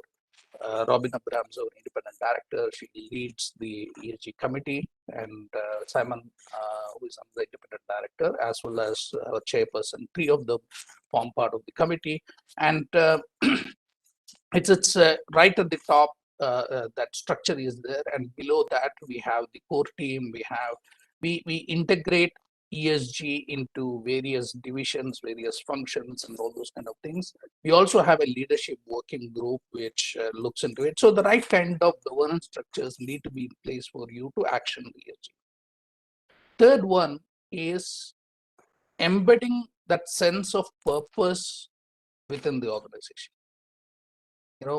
180,000 people in HCL, if I can align everyone towards that common goals and all those kind of things, that itself is a big, right? And so how do you align everyone, the organization, to kind of move into that particular direction? So I think that's where the clarity of visioning, clarity in terms of how you set the goals and all those kind of things come in place. So we looked at it as to what would be the best way to kind of look at what should be the philosophy around ESG for HCL. The first one is everyone has to play their role. And when we talk about impact, the impact starts with us, right? As an individual or as an organization. So we said that as HCL, we will take care that whatever ways we work with, we will be working in a responsible manner. We will use the resources in the right kind of manner. And but then the impact what you create alone is limited. There is a bigger impact which you can create with stakeholders around you, whether it is the partners, clients, or whether it is the community around you, the kind of impact which you can create. So we said that our philosophy around ESG would be simple: act, pact, and impact. Act is, yes, we understand it starts with us, we act. Pact is what we set it out rolling with our stakeholders.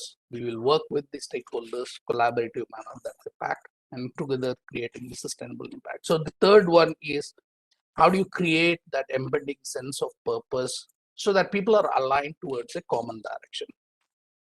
The fourth one is measuring the effectiveness of ESG. Very clearly, the right metrics, the right kind of, we call in the ESG parlance, we call it as the material topics and all those things. So right material topics identified, the right kind of matrices you need to monitor to kind of give that direction as to how as an organization you are progressing in this particular direction. So we have defined 12 material topics in HCL, and those 12 material topics are supported by what we call as 100 metrics. And this 100 metrics is what defines our progression inside HCL as to how we will be progressing on this. The fifth one, I would say, reporting with transparency. And when I talk about reporting with transparency, again, I would say this sector in India leads the pack when it comes to the transparent reporting, because you will find almost all the IT services leaders right there in terms of the way they report on many topics.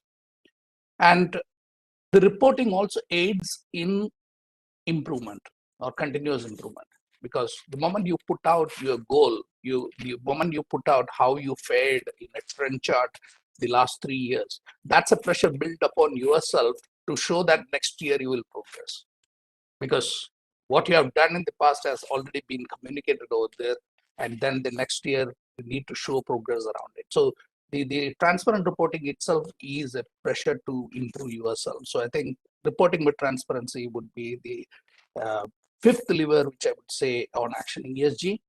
And the last one, the sixth one, I would say, is establishing that feedback loop with the stakeholders. And that's very critical, because when you, it's all about that value creation along with the stakeholders. And for that, whatever you are doing, is it going in the right direction, is it meeting those requirements? That requires that constant feedback loop which you create. So whether it is with the investors, whether it is with the employees, whether it is with your partners, with your clients, or with the community, you constantly need to have that feedback loop functioning for you. And that would help you to kind of revisit your actions and sharpen your actions. And so I think these 6 elements or 6 kind of factors, I would say, are the key things for actioning on ESG. I said the tone at the top, although a cliche, but that's important.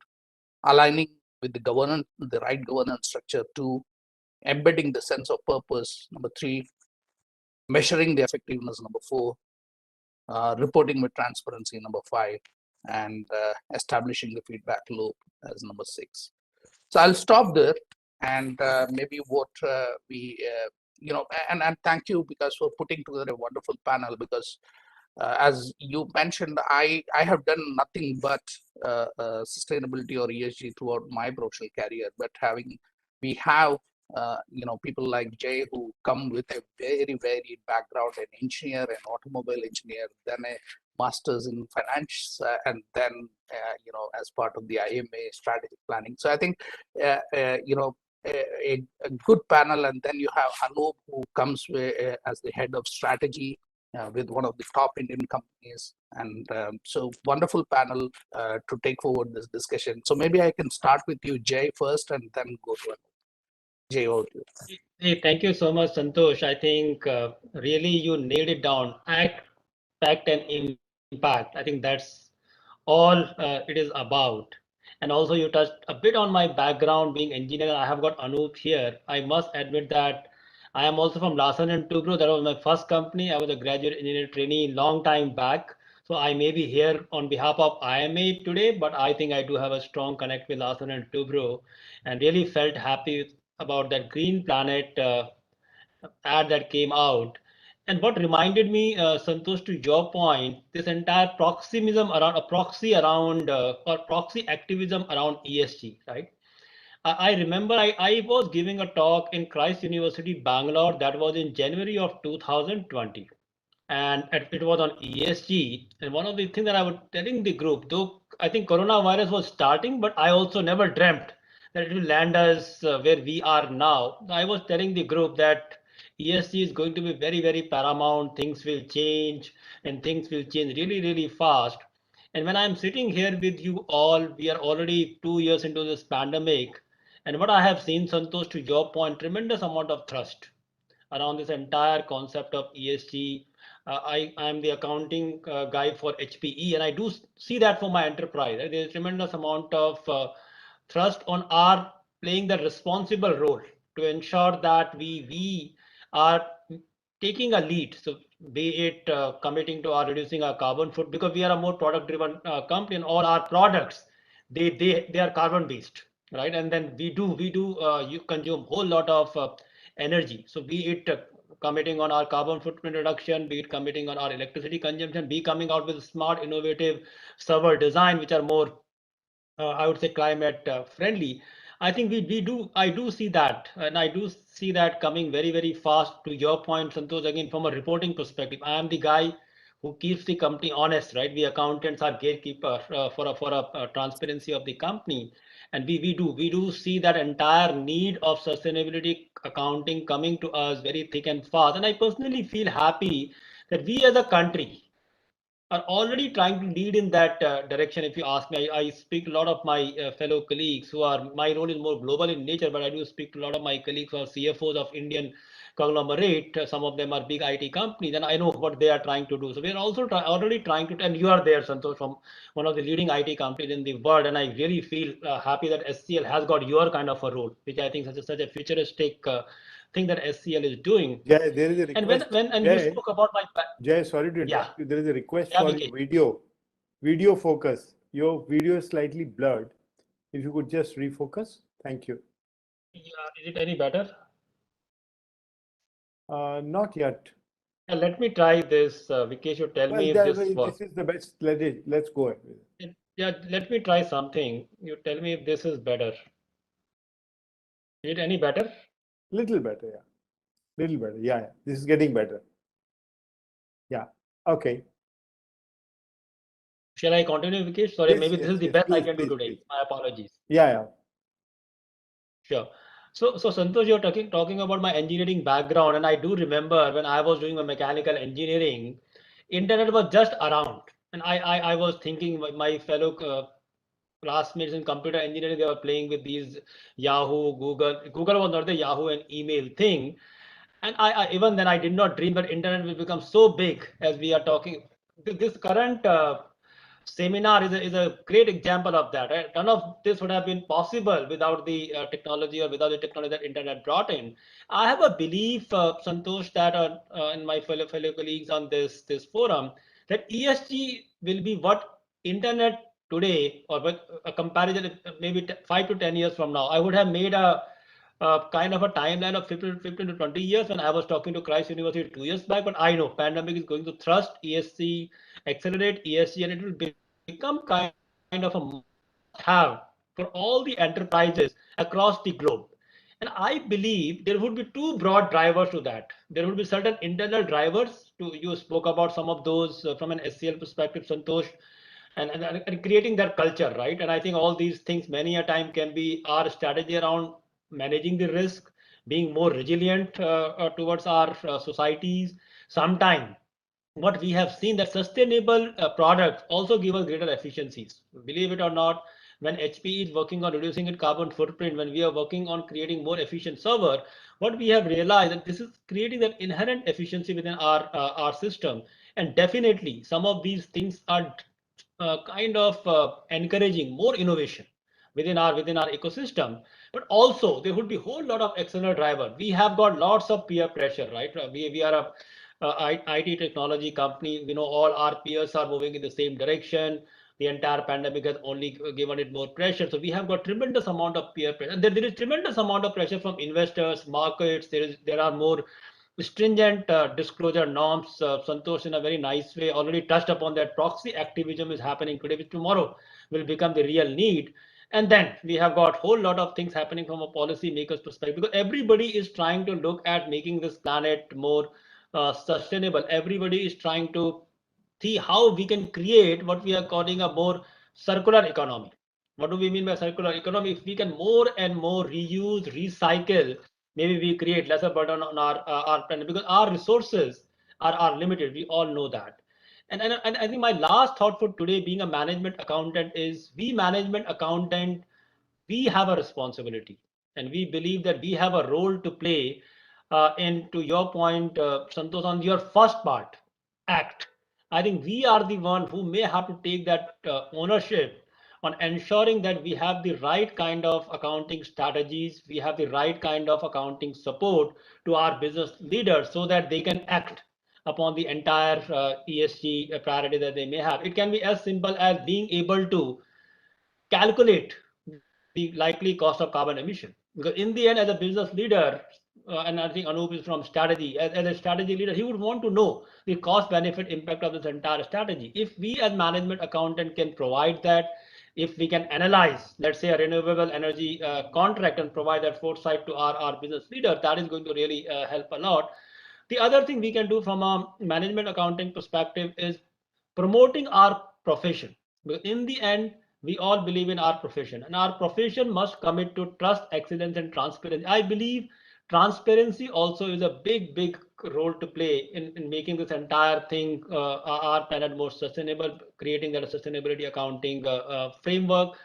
We also can ensure that we work with our regulatory bodies and ensure that we can provide our regulatory bodies that thought leadership, because we having a strategy is very good, but until that strategy gets acted upon, and once it gets acted upon, if we are not able to measure the impact, then again it is not very sustainable. So as management accountant, we believe that we can play a massive role in ensuring that we can provide right kind of insights as far as sustainable accounting goes to our business leaders, and kind of encourage them, business, and the entire world at large towards what we call uh, sustainability, and also aligning that with I am here on behalf of IMA. IMA is a huge propagator of this entire sustainability accounting concept. We believe that it will help us build value, it will help us promote trust. But in the end, I leave it here to your first point, Santosh. Act. I think act.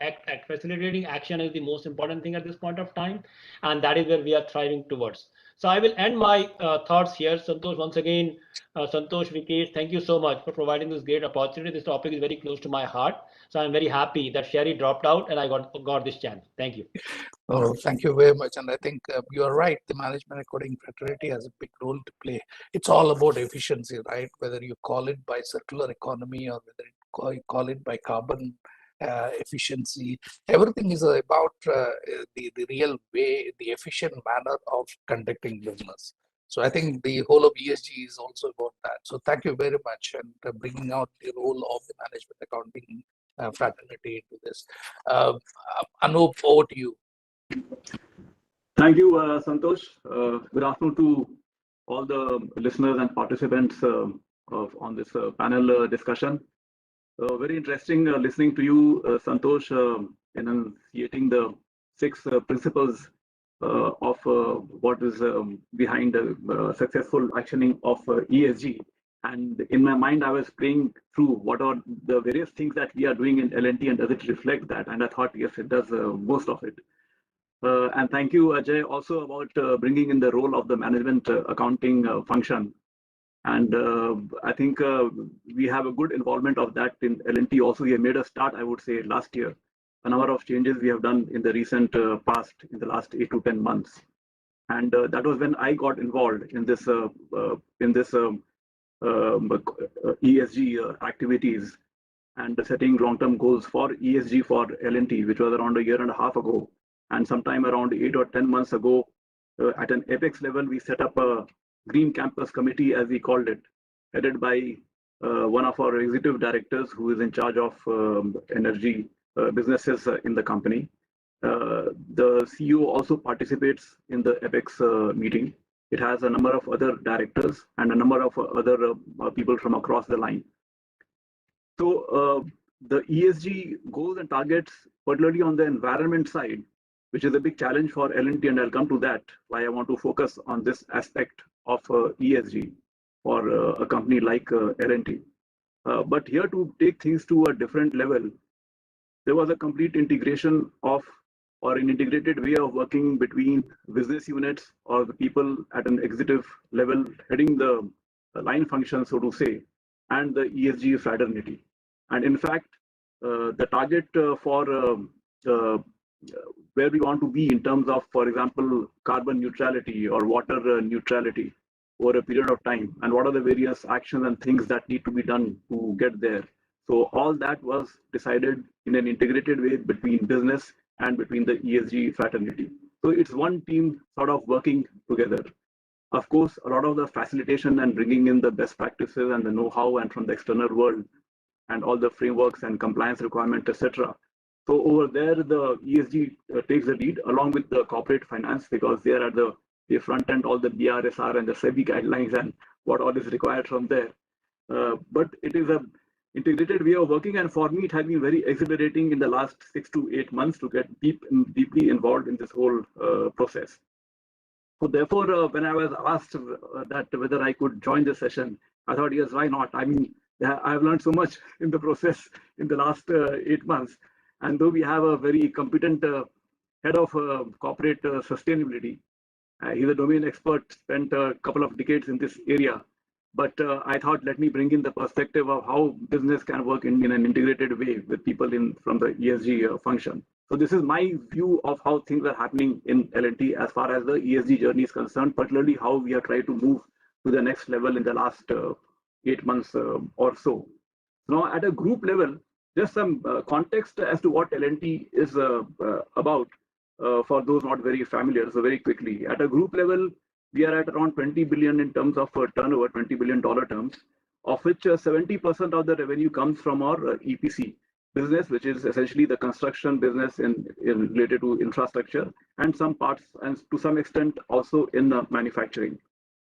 IT and digital businesses account for around 20% of our revenue, and 10% is financial services and a few other very small businesses.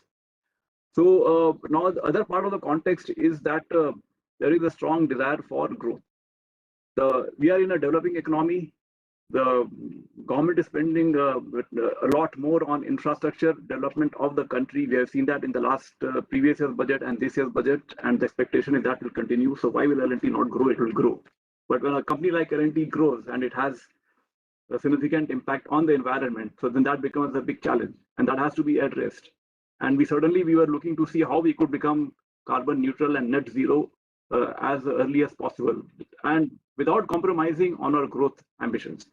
So therefore, we decided that we will work together, developing our 5-year plan for the business. Timing-wise, this panel discussion is also appropriate because we are just coming to the end of our 5-year planning cycle for both the business, and this time we are doing it for the business and for our environment and the social factors, everything all together. So it's the right timing from that point of view. A lot of work has been going on in the last 6 months to bring all this together. The challenges for L&T, the parent company, which is in infra, construction, etc., and which is the biggest chunk of our revenue, and which is also going to grow in a significant way, is that, for example, in India, we operate in something like over 800 project sites in construction. And these sites also keep changing every 1 to 2 years as the project gets over and some new customer order comes. There are something like 27,000 pieces of equipment of various sizes, small, big, very big, and so on, and they all consume energy. And if you consume energy, and if it is coming from a fossil source, so there's an impact on the environment. So what do we do? So that is one part of the challenge. Then we employ something like around, at any point of time, around leaving aside the COVID period, something like 200,000 to 220 or 230,000 workforce across all our project sites. So the moment you have so many people, there are aspects of their health and safety and so on. And therefore, for governance, it's also a big sort of a subject as to how do we ensure consistency in our approach across all our business verticals. There are a number of business verticals which comprise this 14 billion. It's not one business, and they all operate in their own way, in their own functions, and we are trying to bring some kind of a uniformity and alignment. And how do we ensure alignment of all these businesses to the overall corporate commitments for climate action? And also, how do we set up a framework for sharing and learning across the business verticals?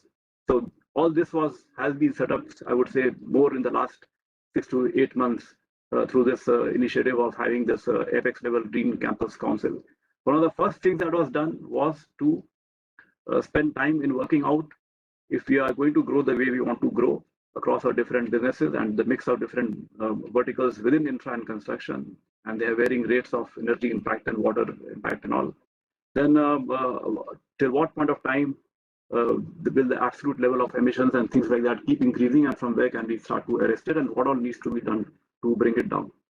So a lot of iterations, projections, scenario development, etc. was done, and then finally, after a number of discussions with the top management, we have decided that, and we announced it in October, for those who noticed it, that we will be carbon neutral in the year 2040, and we'll be water neutral in the year 2035.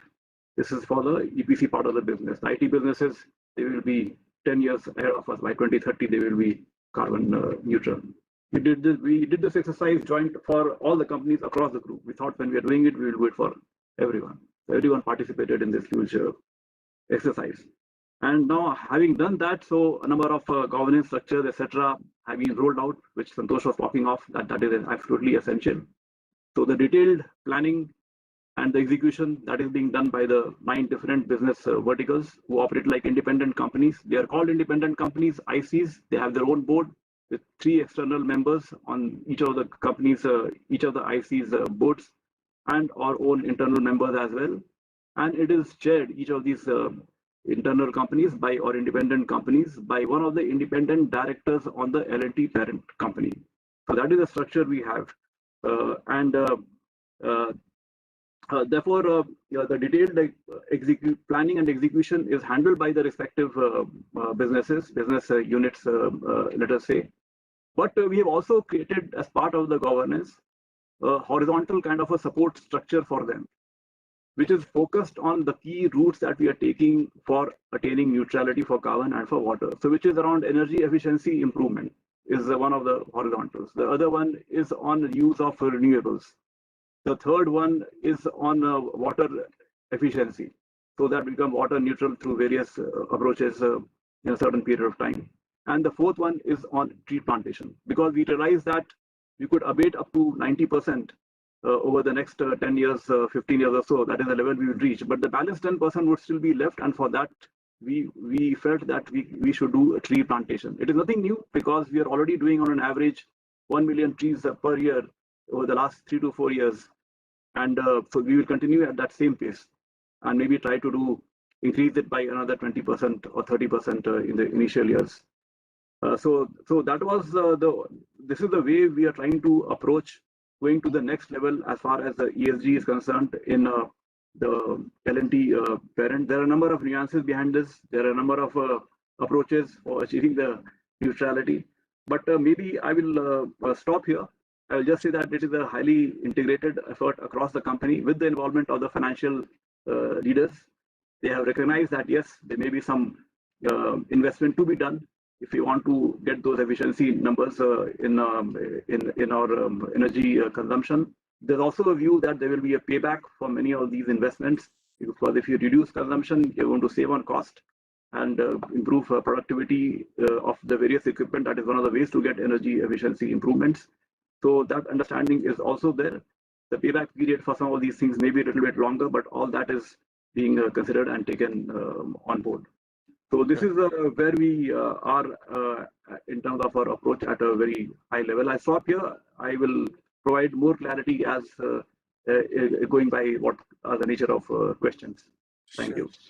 I don't see any questions there. So if any of the participants have some questions, you can put those questions into the Q&A box. But in the meantime, I would ask both of you a thing. I mean, I started the day, usually I have a small section called Friday Musings, which I do. And today morning I got up and said that the whole ESG risk, and my thought process was preparing for this session as well. The whole ESG risk, I was thinking, is from an organization's perspective, is it a tailwind or is it a headwind?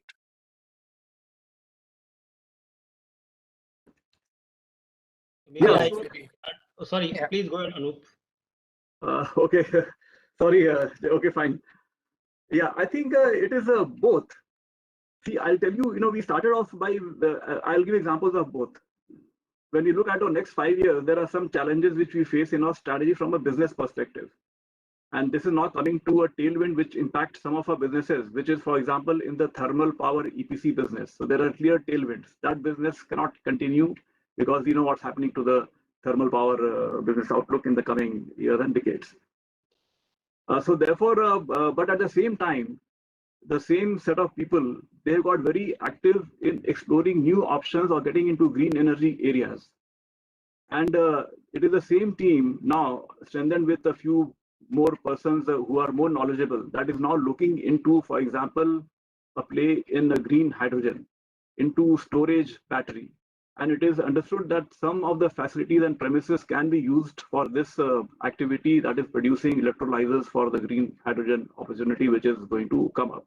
And they are working out actively as we speak in discussions with the various partners for technology access and things like that globally. One of them was announced some time back at a MAU level right now. But like that, there are other discussions also going on. So this impetus has come because a business unit knows that it cannot go on one route. That route is coming to a halt very soon. And they have sort of themselves come up with this idea that why don't we do all these things? Why don't we get into green hydrogen? Why don't we get into storage battery and fuel cells and things like that? So we are actively exploring that. So it is an opportunity. Yeah, and isn't it real that in many of these things or the way forward in this ESG journey, there are still uncertainties, and those uncertainties are also, everybody is at the start point. When you talked about hydrogen, the whole world is at the start point. Whomsoever cracks the code is going to be the leader, and that should be the way Indian companies need to approach this. The whole ESG has brought a level playing field to the industry because many things are just opening up. Jay, over to you. Any thoughts on that? I think I echo with Anup. It is how do you look at it, Santosh? You can look at it as a headwind or a tailwind. And I think we have enough examples of organizations who have converted ESG into a huge opportunity. And I think you nailed down for a country like ours, it's massive. I think the kind of level playing field it creates vis-a-vis some of the people who are ahead of the game because of history from us, everything becomes, and even I think pandemic has again further leveled it down. I think it is our opportunity, and as a country we must tap into it. I would say that we have to convert all the ESG challenges into opportunities, convert into a tailwind, and we can do it. There's a question which has come in as I think I will take because just this question and then we can conclude. Yeah, is our higher education system ready to help industry towards ESG for next decade? That's the question which has come. Have I read it rightly? Okay, so the question is the higher education ready? Is that the question to take us to the next level? Yeah. So, Okay. is ESG getting integrated into our education system or not? Yes, it has started. Of course, the pace would pick up very soon now because of the kind of importance which the subject is getting in. You are seeing this now across all the management institutes, definitely, but it has even started with IITs. And I have seen IITs recruiting people, professors with an sustainability and ESG background to kind of teach the students. So it's getting incorporated. So for me, I wrote an article sometime back comparing the whole of this ESG as almost similar to the quality revolution, which happened in the 90s, right? Quality, the way it came in, quality was integral to everything you do. And I think the way the ESG is coming in is going to be the same way.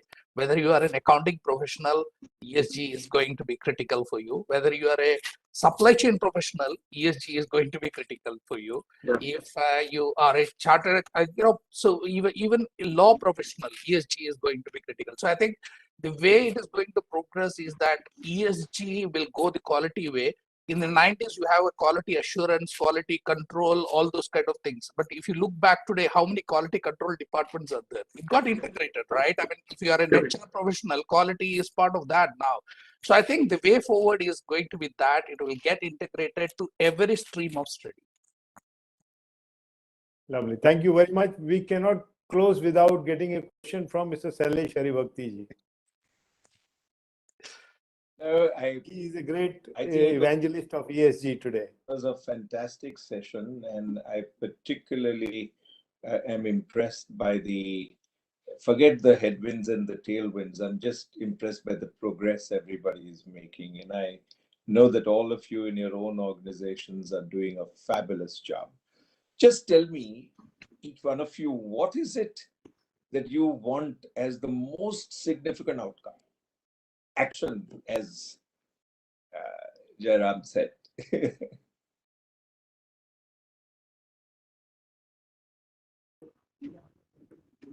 Maybe Shailesh, I can start. For me, being an accountant, I would like sustainability accounting to be the norm. To Santosh's point, I would want all our reporting system to be integrated.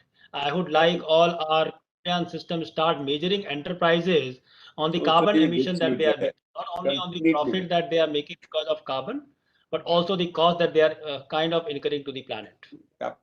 So the first time yesterday at a board meeting, I had occasion to tell the CFO that please report quarterly on integrated reporting, 6 capitals. Don't tell us only about financial outcomes. Great one, Jay. Thanks. Jairam, what do you say? Well, I just said saying that for me, this is not a central function anymore.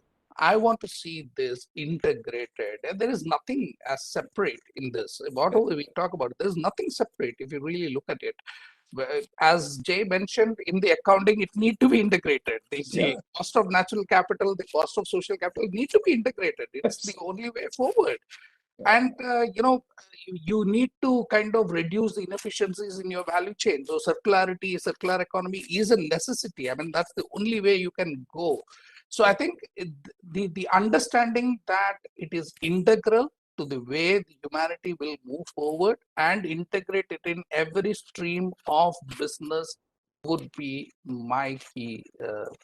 Although it would be a risk to my profession, but having said that, it doesn't matter. No, there's no risk to any profession. All of us will find better things to do.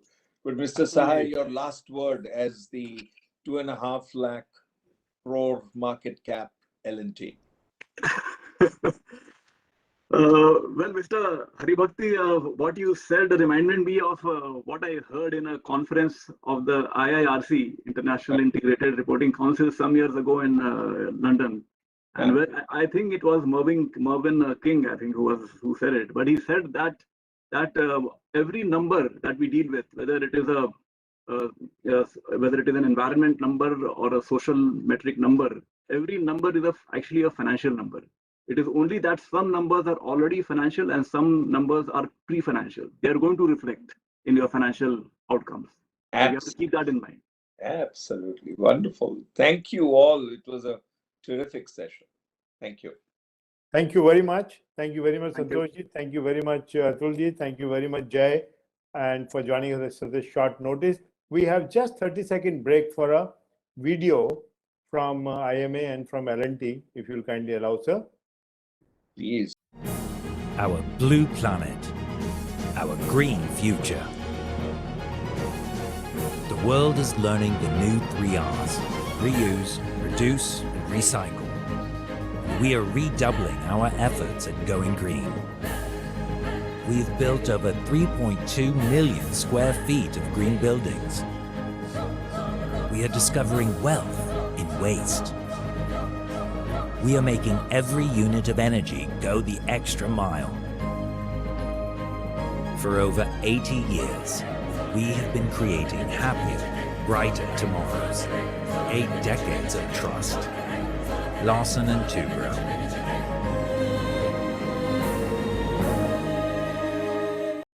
In India and around the world, women are achieving great success in finance and accounting careers. The CMA, Certified Management Accountant, is a powerful certification that helps you stand out in this dynamic profession by validating your expertise and increasing your earning potential. Earning a CMA will empower you to gain the knowledge and skills needed to advance your career to new heights, strengthen your analytical and strategic thinking abilities to turn data into insights and insights into decisions, and learn how to help businesses build value and better compete in a fast-changing global economy. Rest assured, you will not be alone on your CMA journey. IMA Institute of Management Accountants and our community of over 140,000 finance and accounting professionals across India and the world will be behind you every step of the way. Now is the perfect time to show employers that you not only have the maturity and confidence, but also the knowledge and skills they need to drive their business to the next level. Earn the CMA and achieve your full career potential.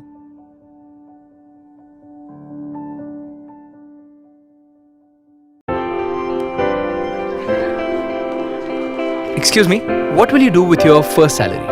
So I would like to present my first paycheck to my father. I'll buy a laptop for my younger brother. I will save some money and with the rest I'll get an AC for my dad's room. I'm going to start a life insurance policy. I think it's very important for my family's security.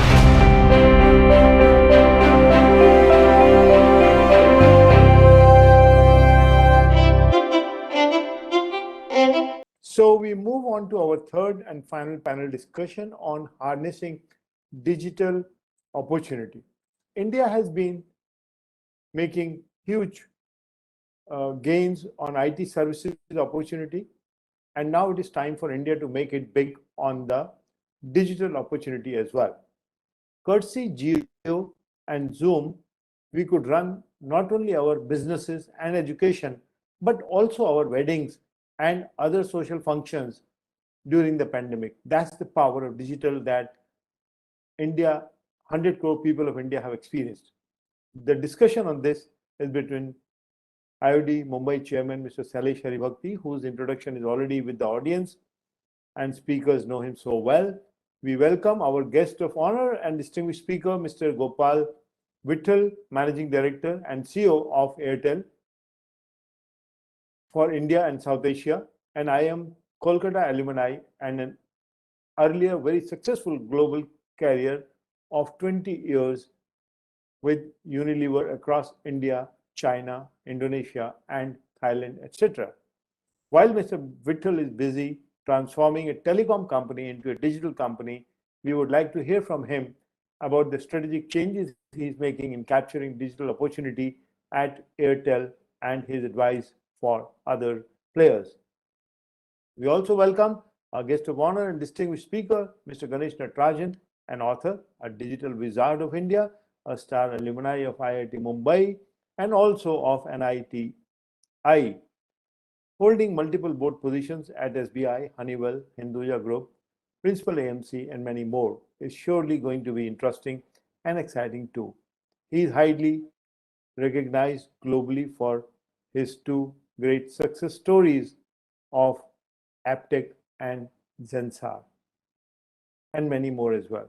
He has held top positions at NASSCOM and other IT bodies as well, contributing to national thinking about the digital strategies. We would like to hear from him also about Yono, a great digital property in the SBI stable where he's sitting on the board. And we would like to request Mr. Hari Bhakti to kindly take over. Sir, please. Thank you, Vikesh Bhai, for introducing our wonderful panelists. Both of you are legends in a lifetime. And it's such a pleasure and a privilege to be with both of you. I mean, you know, we've just finished the session of NASSCOM, Ganesh, and it had Yuval there, and it had so many leading lights, and I'm sure you were there.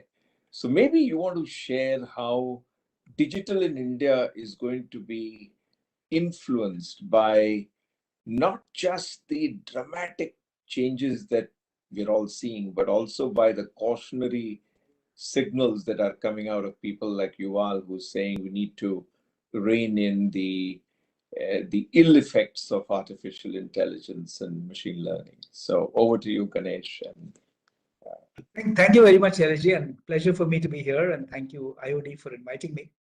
And it's interesting that you spoke about Yuval, because we were just discussing Yuval Noah Harari literally half an hour back, because I was chatting with Ravi Venkatesan about his new book.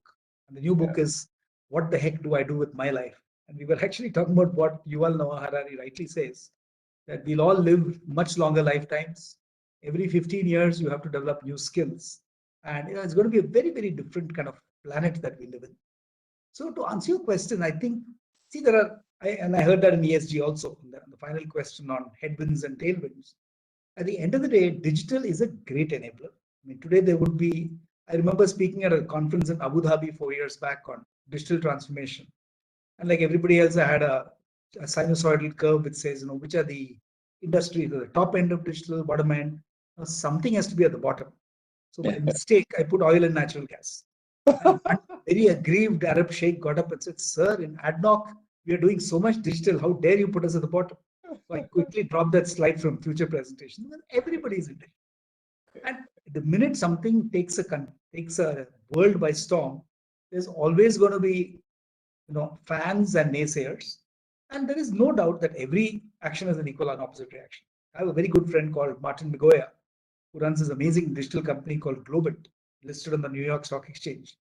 And Martin's point is that, look, while we all get so hyped about, you know, WebEx and Zoom and Teams, etc., we mustn't forget that if we completely lose the human context, then somewhere as human beings, we will stop being productive.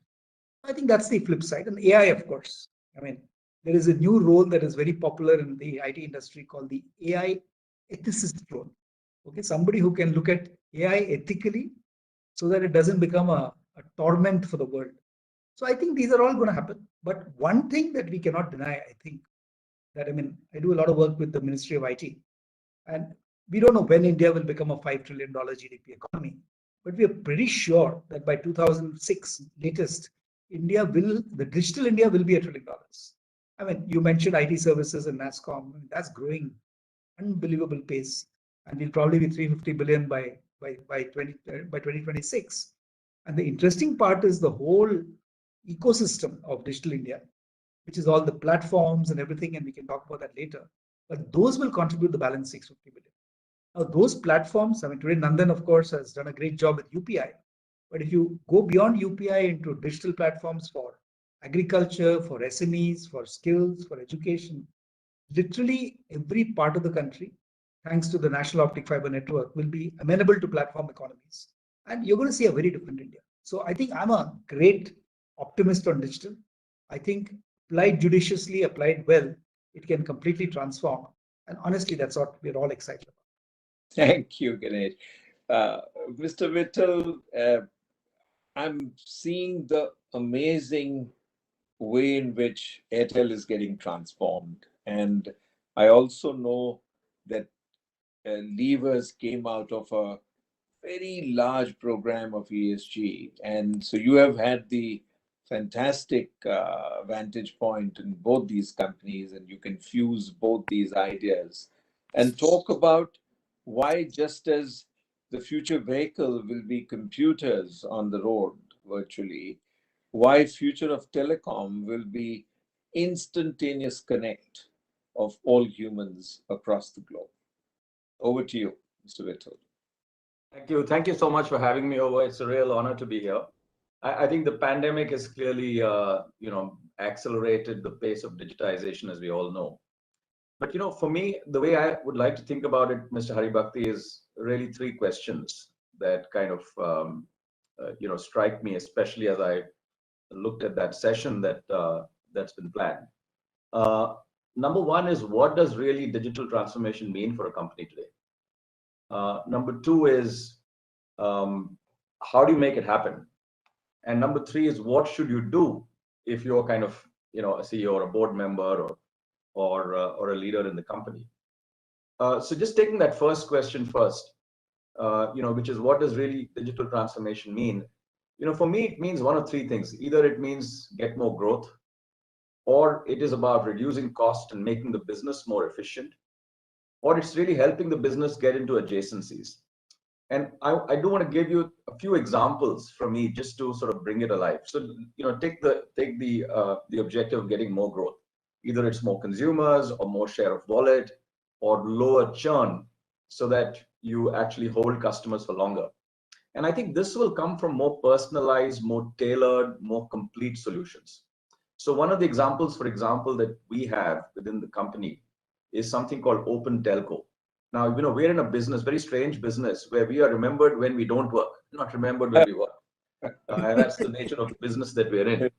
So one of the things we learned is that we've applied a lot of predictive analytics to really understanding, what we can do to improve the network. But the big insight for us was that if you're transparent to customers and very specific, so, if you send a message to a customer, let's say in Nungambakam in Chennai, and say, we know there's a problem in your area, and unfortunately we've not been able to fix it, but in the next few weeks we'll be able to fix it. That gives them tremendous comfort. And so we've been able to lower our churn through that nature of predictive analytics by functions coming together, which requires a lot of collaboration. So that's just one example. The second part, which is about reducing cost, making the business more efficient. Ultimately, this is about digitizing our core, your core processes. So, for example, in India, there's a lot of many local cable operators. They provide last mile fiber to the. They have access to last mile fiber to the home through the cable route. So what we've done is actually created a digital model which allows polygons to be created at the level of 1,000 and 2,000 homes in every little city. It allows digital contracts, it allows payment analytics, GST registration, and all of this is done within minutes at 1/5 of the cost of having done it ourselves. And that has enabled us to actually get out there and cover a lot more homes on fiber. Fabulous. The third example, of course, the third objective is to get the business into adjacencies. And this is where, what we try to do is using the digital ecosystem that we have, which is, we have about 200 odd million users today on our digital assets. We also have a payments bank license from the Reserve Bank of India, which is using our payments platform. What we've been able to do is actually create a payments business and a digital business of about 2,000 crores annualized. And this is meant reimagining some of our businesses, but the owners of these are totally different from the existing resource in the company. So it's almost incubated separately. The second point I do want to make is, how do you make it happen? And here I've learned 4 things. One is, you really got to think through your tech stack. I mean, for a company like ours, which is about 25 years old, we've had layers of complexity. So the real question is, what do you keep? What do you change? And you have to think of it as a multi-year journey. The second is data. Data is essential in the digital world. I mean, and I'm maybe preaching to the converted, most of you know this, the right data lakes, the right data models, who captures the data, how do you store it, how do you use it. Today, we have almost 400 people within the company across data science, data infrastructure, and the data product. The third part is how do you then drive adoption? And I must say here, one of the mistakes I made about 8 years ago was I created a digital team, but put that team at the periphery of the organization and building new services such as music and video. And while they were successful services, it really didn't do much to the core. So about 4 years back, we went back, re-looked at the whole organization and said, this has to be at the core, which is the first point that I made on the three objectives. And finally, to make it happen, you need the right governance. How are you organized, across product, engineering, business? And this is over and above compliance and things like cybersecurity and data privacy. And finally, I would say, one of the things that I've learned is that if you're a CEO or a board member, then really digital and digitization or digital transformation is not about data and technology, but it's about people. People are unpredictable and people are difficult. And people find new ways of doing things difficult. So it really means changes in the way you structure yourself and the way you think about roles. And one of the things I've learned is that you don't ask for technology. Instead, you ask for growth, you ask for differentiation, you ask for improvement of experience, you ask for lowering of cost. The second thing I've learned is that you have to build a talent brand. Your own cadre of your digital has to be finally grown through your own timber. And this means role clarity. This means how are the roles set up. I mean, I spend inordinate amounts of time on this side of the problem. And like I think the earlier speaker was saying, which is if you look at the future, it's already here, but it's not. It's just that it's not evenly distributed, and it's just that there's an asymmetrical way in which people address it. So I think those are some of the things that I've seen in my experience. Fabulous. What a lovely set of ideas you have opened up. Ganesh, what do you feel has been the single biggest driver to make people get on to this whole journey of digitization and then stay on it? A lot of people come back and tell us that, what do we do with all the legacy investments we've made in software and hardware? We now need to change everything. Things have moved so dramatically. So what strategies are people actually adopting to leverage the investment and then still get going in the way that Mr. Vittal was describing? That's a great question, because I still remember 15 years back, there was this complete heretic who wrote an article in HBR, a gentleman called Carr. Carr had actually mentioned that, look, a day will come very soon when nobody will buy information technology anymore. So he was like, what the heck is he talking about? I don't know. And those were the times when everybody was recommending 5% of your organization's investments should be in IT, etc. But he's being proved right. So the legacy investments we made, I mean, if you look at digital, it started off with what they call the smack stack. People embracing social media for something beyond just exchanging messages, mobility, and we talked about that, and that's where, of course, companies like Gopal's will really grow superbly. Analytics, which he mentioned, and cloud. So the minute you say cloud, I think the epiphany, if you will, was people realized I really don't have to buy technology. I mean, when Amazon and Google and Microsoft are there to build these huge, cloud architectures, I just have to know how to move my data, my applications, my infrastructure to the cloud. Never invest in technology again.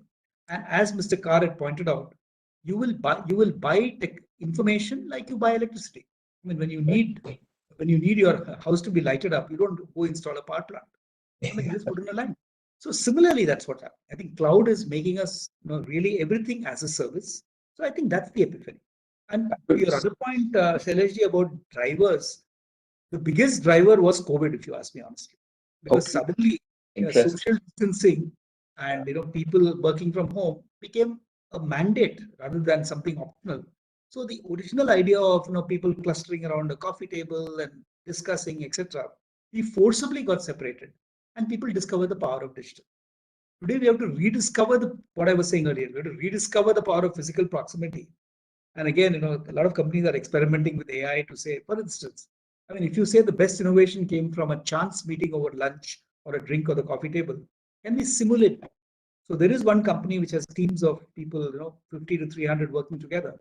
And AI is actually looking at where could be those great collaborative ideas come from.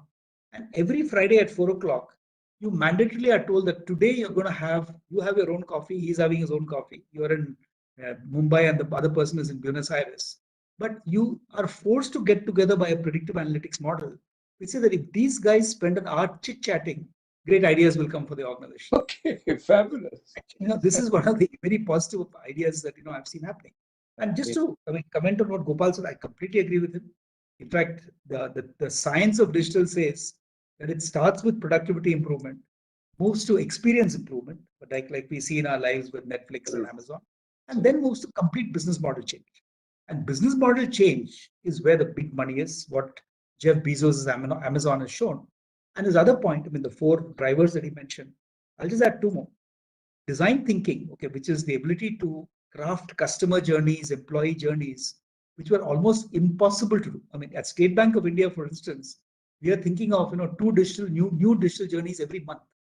Earlier, there was only one journey, which was going to the branch and hoping that the guy will get you. But today, it's like, you can craft, and employee journeys are amazing. People can learn on the fly. AI can tell you what to learn. Adaptive learning can, this is absolutely amazing. And culture. You did allude to it, Gopal, but I'm just re-emphasizing that if you do not have a 24/7 culture in the organization, then all your technology, process, data, analytics will go waste. I think if you get that act together, and I'm sure we'll come to the topic, and boards are intelligent enough to review what's happening on these outcomes, I think then you have a digital success that we all dream about. Fabulous. Gopal, all that Airtel is doing is to facilitate synchronous communication through the device that has become so ubiquitous, the smartphone or the other phone. But the world is moving to an era where it is the productivity of asynchronous interaction which will drive innovation, which will drive growth, which will drive all the great things that we all wish to see as outcomes. So how are you pivoting your thoughts and processes and the way that Airtel will meet asynchronicity? Well, I think that's a great question. I think if you look at today, I think 5G is now around the corner.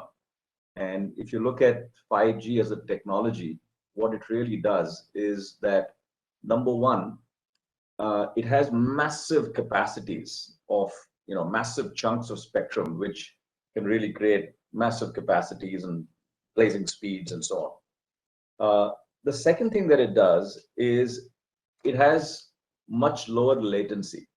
So machine-to-machine applications, which require very low latency. For example, let's say, there's somebody sitting in Chennai and remotely doing a surgery for, somebody sitting in Kumbakonam, right? How do you do that without making a mistake, without any time lag? And I think that is the second thing that 5G as a technology allows you to do. And the third thing that it allows you to do is what's called concurrency.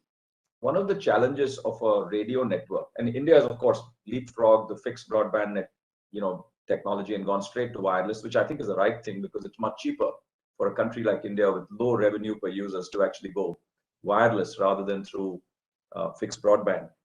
What concurrency does, Mr. Haribhakti, is that it allows you in a given geographical area to have many, many more devices simultaneously. One of the challenges with existing technologies such as 4G is that if you have too many devices, it creates what's called noise level, which means that devices start interfering with each other and you have a miserable experience. So a given amount of resource can only be shared by a certain number of devices. Right. Whereas here, you can have 100x the devices that you have. And this is where machine-to-machine applications will come in. The fact today is that globally, the ecosystem has still not evolved. But remember, when you look at 4G, many businesses were actually built on this technology. The food delivery model, the ride sharing model, all of these businesses were actually created on 4G technology. So I think it needs a ecosystem. It needs an ecosystem of collaboration across the chain, which is, governments, private sector, telecom companies, technology companies, legacy manufacturing companies, and all of that, I think, needs to really happen. I do want to pick up one more point, and I think Ganesh was alluding to culture, and I can't, I just want to underscore, for this to happen, for anything to happen around digital, especially change, because and one of the things I've learned is I don't use the word change within the company. I don't use the word transformation because it just scares people, right? Just, talk about the objectives and make, enable the process and set up the roles so that it starts happening. But to me, I think culture, and if I might just sort of stress on it a little bit, since Ganesh brought it up. Absolutely. The question is, to create a digital transformation, you need a much flatter organization. Point number one. Point number two is you need a highly collaborative organization, and that means, and as human beings, there are always going to be fracture lines. There are always going to be, competing agendas, so to speak.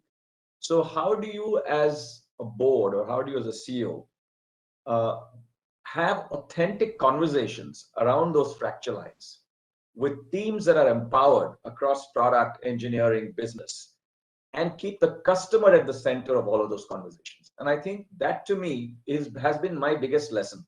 I spend almost 3 days a quarter with the product, engineering, business teams in a room, just talking about some of the softer sides, which is things like trust, things like how do you create velocity, things like how do you bring the customer at the heart of this rather than have your opinion on a particular issue. That, to me, has been the single biggest lesson that we've learned in the phenomenal. As we often say at IOD seminars, culture eats strategy for breakfast. The Peter Drucker quote, which I know Ganesh is very fond of.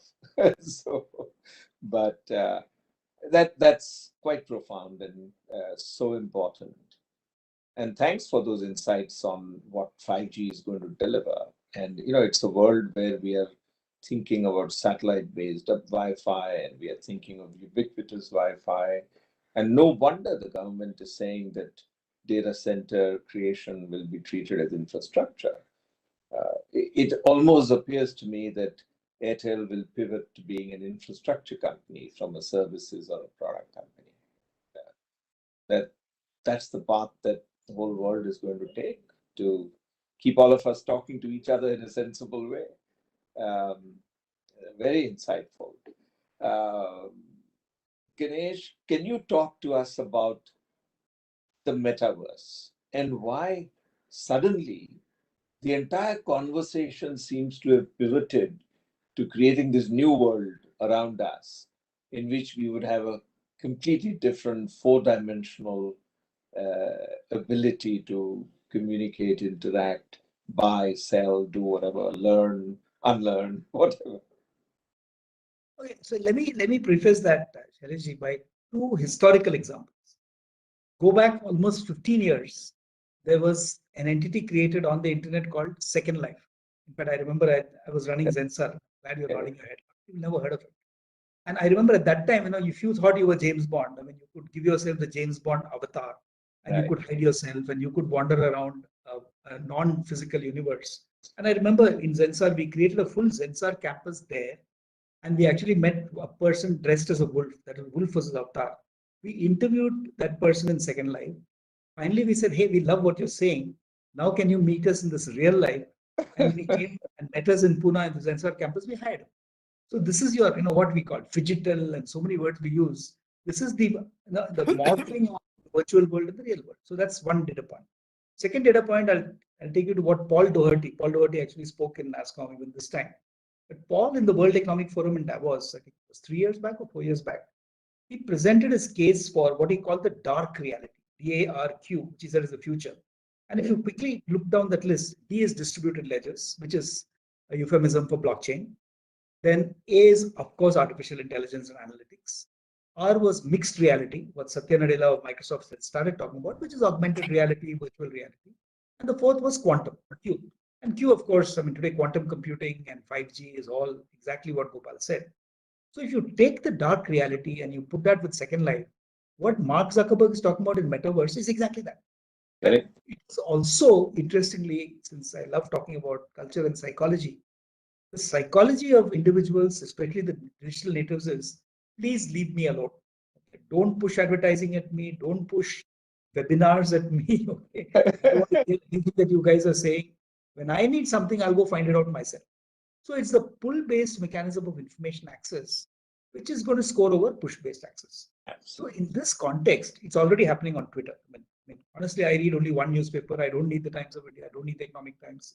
I just read the Indian Express features because most of my data comes by following 150 people on Twitter. I mean, if you follow the wrong 150, you're dead for life. But if you follow the right 150, you get what you need rather than listening, wading through advertising and extra stuff. So when this is the trend that we're seeing. So what Metaverse will do is give you your preferred universe, which means you can really create the user experience, user interfaces that you like. You can live in a universe which is populated by people whom you want to listen to. Like I said, I click on Twitter. Tomorrow I will live on Twitter or live on Metaverse. Now, is that good news? Again, from a psychology point of view, no, because you will never get new experiences because you realize, you decide very early in life that this is the experience, these are the people I want to hang out with. And you might actually miss out on opportunities to meet new people. But this is where Metaverse will go. So the creating your own virtual universe and interacting largely within that is, I think, where we are heading. And as I said, I don't like it from a psychological point of view, but from a pure customer experience, employee experience point of view, it's fabulous. I mean, to give you one last statistic, we all know that e-learning has been pretty much a failure worldwide because course completion rates on even some of the big platforms, less than 12%. Uncharitable people would say 6%. But today, thanks to AI, thanks to adaptive learning, the new platforms which engage with the learner are able to get 70-80% course completion rates. So that is what will happen on Metaverse. That what you communicate to your audience will be that much more effective than just pray and pray and hope that somebody is picking up your ads or buying from you. So it's going to be a very different world. Hopefully, most of it will be good. Lovely, Ganesh and Gopal. I'm sorry I have to run, but Mr. Pradeep Chaturvedi will continue this session along with Vikesh Bhai. Thank you and all the best. Thanks to both of you for making this. Shailesh is disappearing into Metaverse. Thank you. Yeah, that's right. Shailesh, before you do that, you need to promise to Mr. Ganesh Natarajan about the next conference at Pune. Yes. Because the kind of pictures he's sharing about Pune, the golf course, my God, lovely pictures of Pune he's sharing. So we're all coming there, Ganesh. Yeah. Awesome. Let me know. Ganeshji, you are confirming some good golf course venue for IOD? Yes. We will throw open Shaniwar Wada and the golf course to you. Don't worry. Lovely. Oh, lovely. Shaniwar Wada is... Thank you so much. Bye. Thank you so much, Gopalji. Thank you so much. Very much. Yeah, really appreciate your time at such a short notice. And Ganeshan, especially Ganeshji, the way you responded quickly to my request. Thank you so much. And Mr. Gopal also, within minutes, you confirmed your participation, sir. Thank you very much. We are grateful to both of you for your time. And thank you so much. We look forward to your support and guidance for IOD in future also. We have our Vice President, Mr. Pradeep Chaturvedi ji, joining us. Pradeep ji, please. Yeah. Okay. Thank you, Vikesh ji. It was a wonderful opportunity to listen to some of the best presentations on the topics that you had announced, and it's really showing also the confidence of IOD when we keep the theme as the board summit on a confident corporate India. As a matter of fact, it's not only just the confident corporate India, but also the confident government. The government, the way they have placed their confidence into it. The budget is really revolutionary in a sense that the government has opened out for the first time to see that if the private sector is not coming, what are the elements that will make private sector move? And they have taken very bold decisions which were earlier not taken. You have really to work. You have to really to work and show your enterprise and your skills to really use these government support systems and create them into the multiple factor improvements. That's a very great thing. And this confidence in the government or the industry has not come just from nowhere or overnight. It has taken quite some time. If you remember that the Rio Plus 20, which was held in 2012, earlier there were 3 pillars, but the 4th pillar of the industry was added to it, and everyone realized that unless the industry will play an important role, it's really the growth may not be coming at a pace which is required. The government, the international agencies, and the financial agencies alone were not sufficient, because we saw from 1992 to 2012, the 20 years, the growth that we achieved in 20 years, the Millennium Development Goals and everything was being missed out. But now, when you are moving with the Sustainable Development Goals for 2030, industry has come out in a very big way, and the UN Global Compact with the industry, whether it is for the industrial growth or for the net zero, these have all shown great importance and the opportunities. And the 3 panel discussions that you had organized, I must compliment you. These are the 3 major elements which were being observed by those who had appreciated that during last 2 years of the pandemic years, what were the 3 major things where people were working. And these were the unicorns and the decadrons, or from startups to people really coming with new courage and new technologies and utilizing all forms of possible, whether it's digital form or physical form, trying to do it, and then converting every opportunity, every difficult place into an opportunity, and taking care of ESG thoroughly, and making the digital opportunities into a major transformation. Now, there have been various studies that have been were conducted during last 2 years by major consulting companies.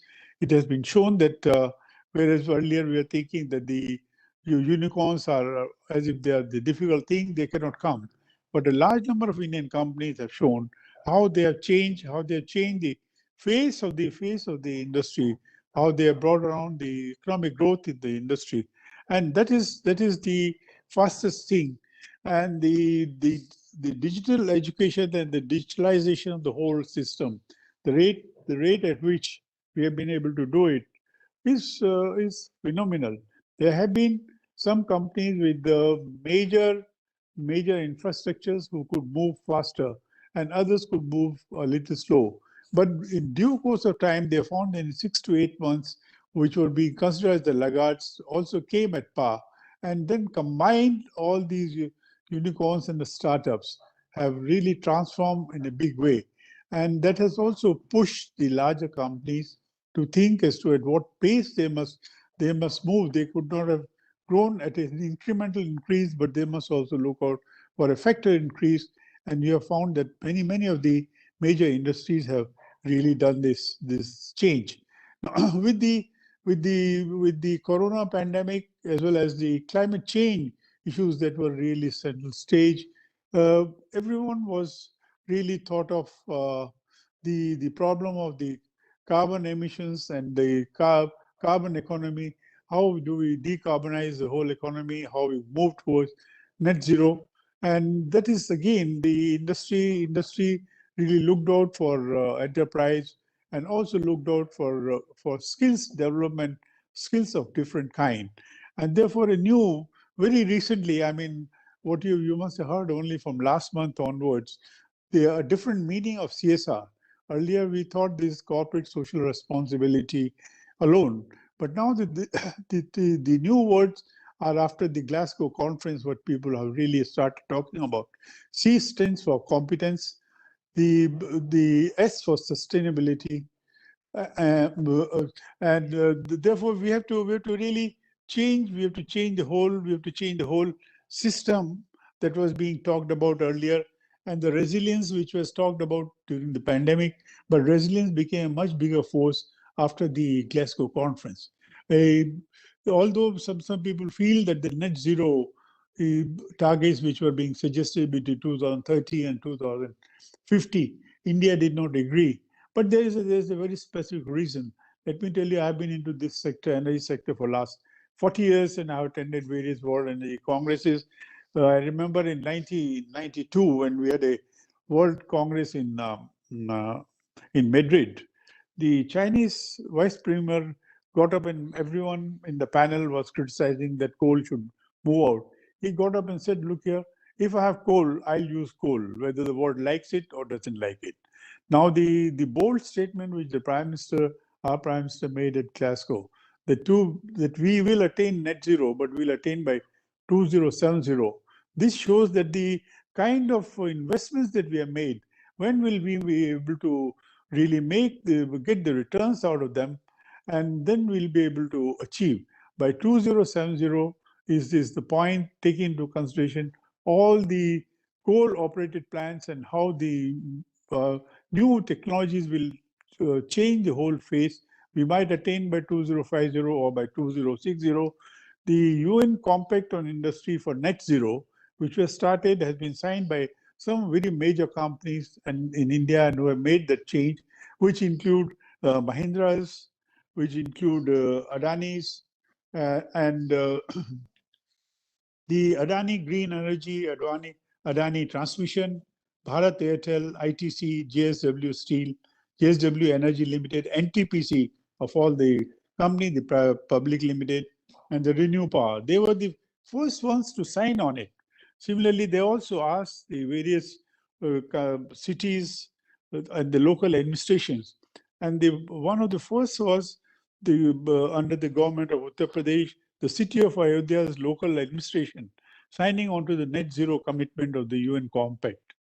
They have also, it's really refreshing to note that Indian Railways, whom people have been defining with the various motives, they promise for the net zero by 2030, and they find they're right on track.